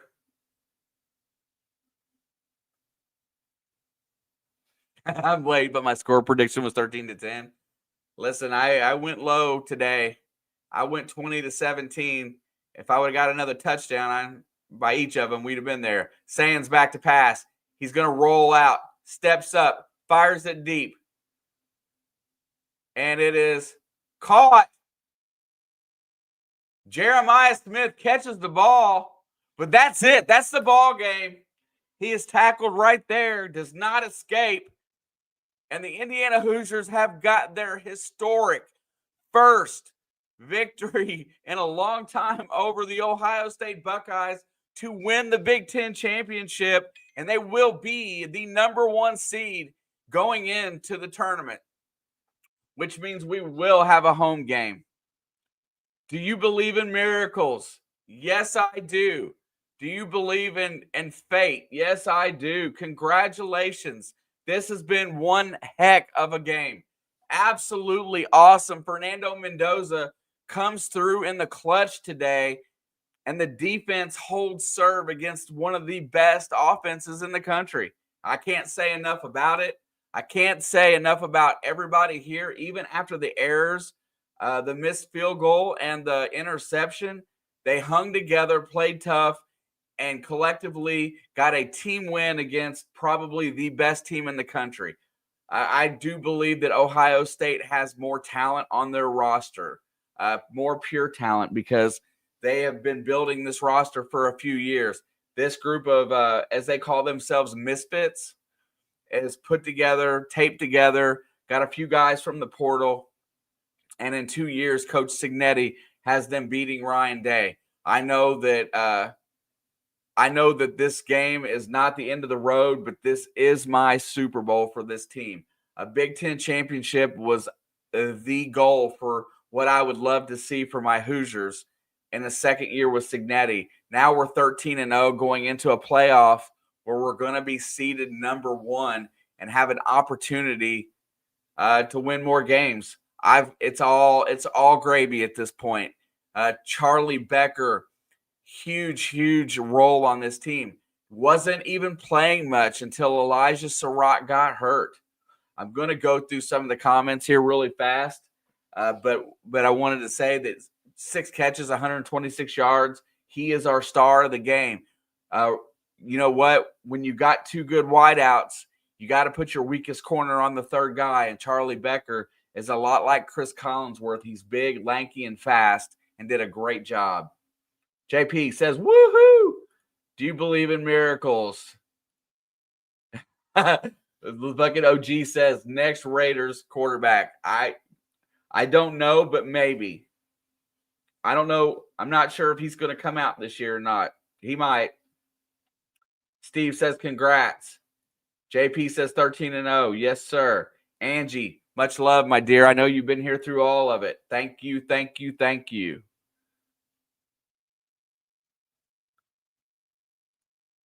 Duke, our local Duke fan wants Indiana to win, and Duke messed up the ACC today. Good job to the Blue Devils. John says, wow. What up, Showtime? Congrats, dude, to you and the rest of the Hoosiers. You are the first dude I thought of. Thank you, bro. You know what? I'm not throwing any shade at this Ohio State team because they are that good.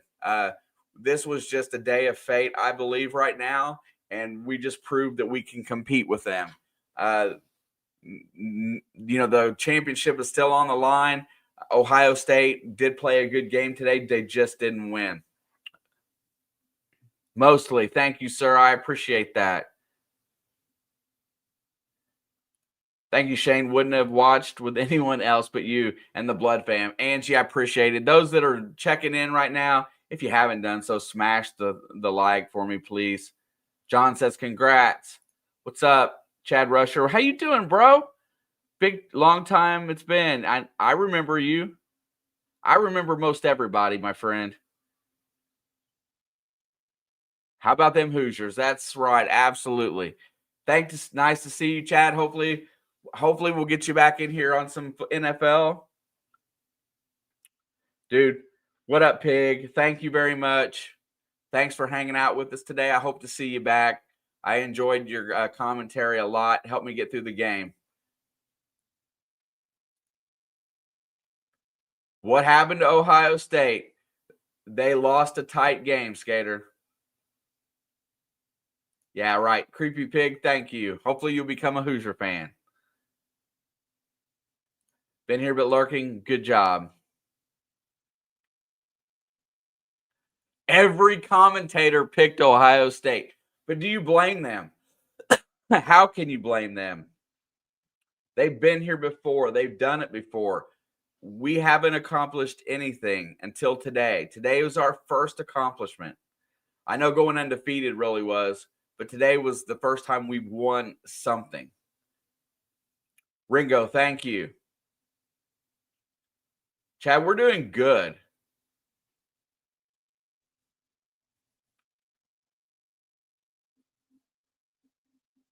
Good to see you. I know you and I have had some conversations. Glad to have you in the chat tonight for at least for a few minutes here. But everybody else, that's all of you all. Man, I am super stoked. I got My phone's blowing up because I bleed Indiana red for sure, and this is ideal for me. I will be back in more frequently on basketball games now that December is here. Just so you guys know, if you want to listen to my basketball commentary and haven't done so yet, just subscribe, and you will look for the IU schedule, and you'll see when I'm coming in. Definitely will be in here for the next football. I'll be in here for some football games coming forward. I don't know which ones on the NFL and the college football playoff. Try to do as much of it as possible. That is my downtime, so I should have time to build up the channel again. But you guys are flipping awesome. I've controlled my mouth today. Man, I've played referee today. I've play called today. I've done a lot of things to help my team win this game. But just so you know, you guys are all like family in a way, because I know we all bleed the same. Even though you guys aren't fans, you guys are in here to support me and this channel, and that means a whole lot, considering most people in sports are flipping dicks. So peace out, guys.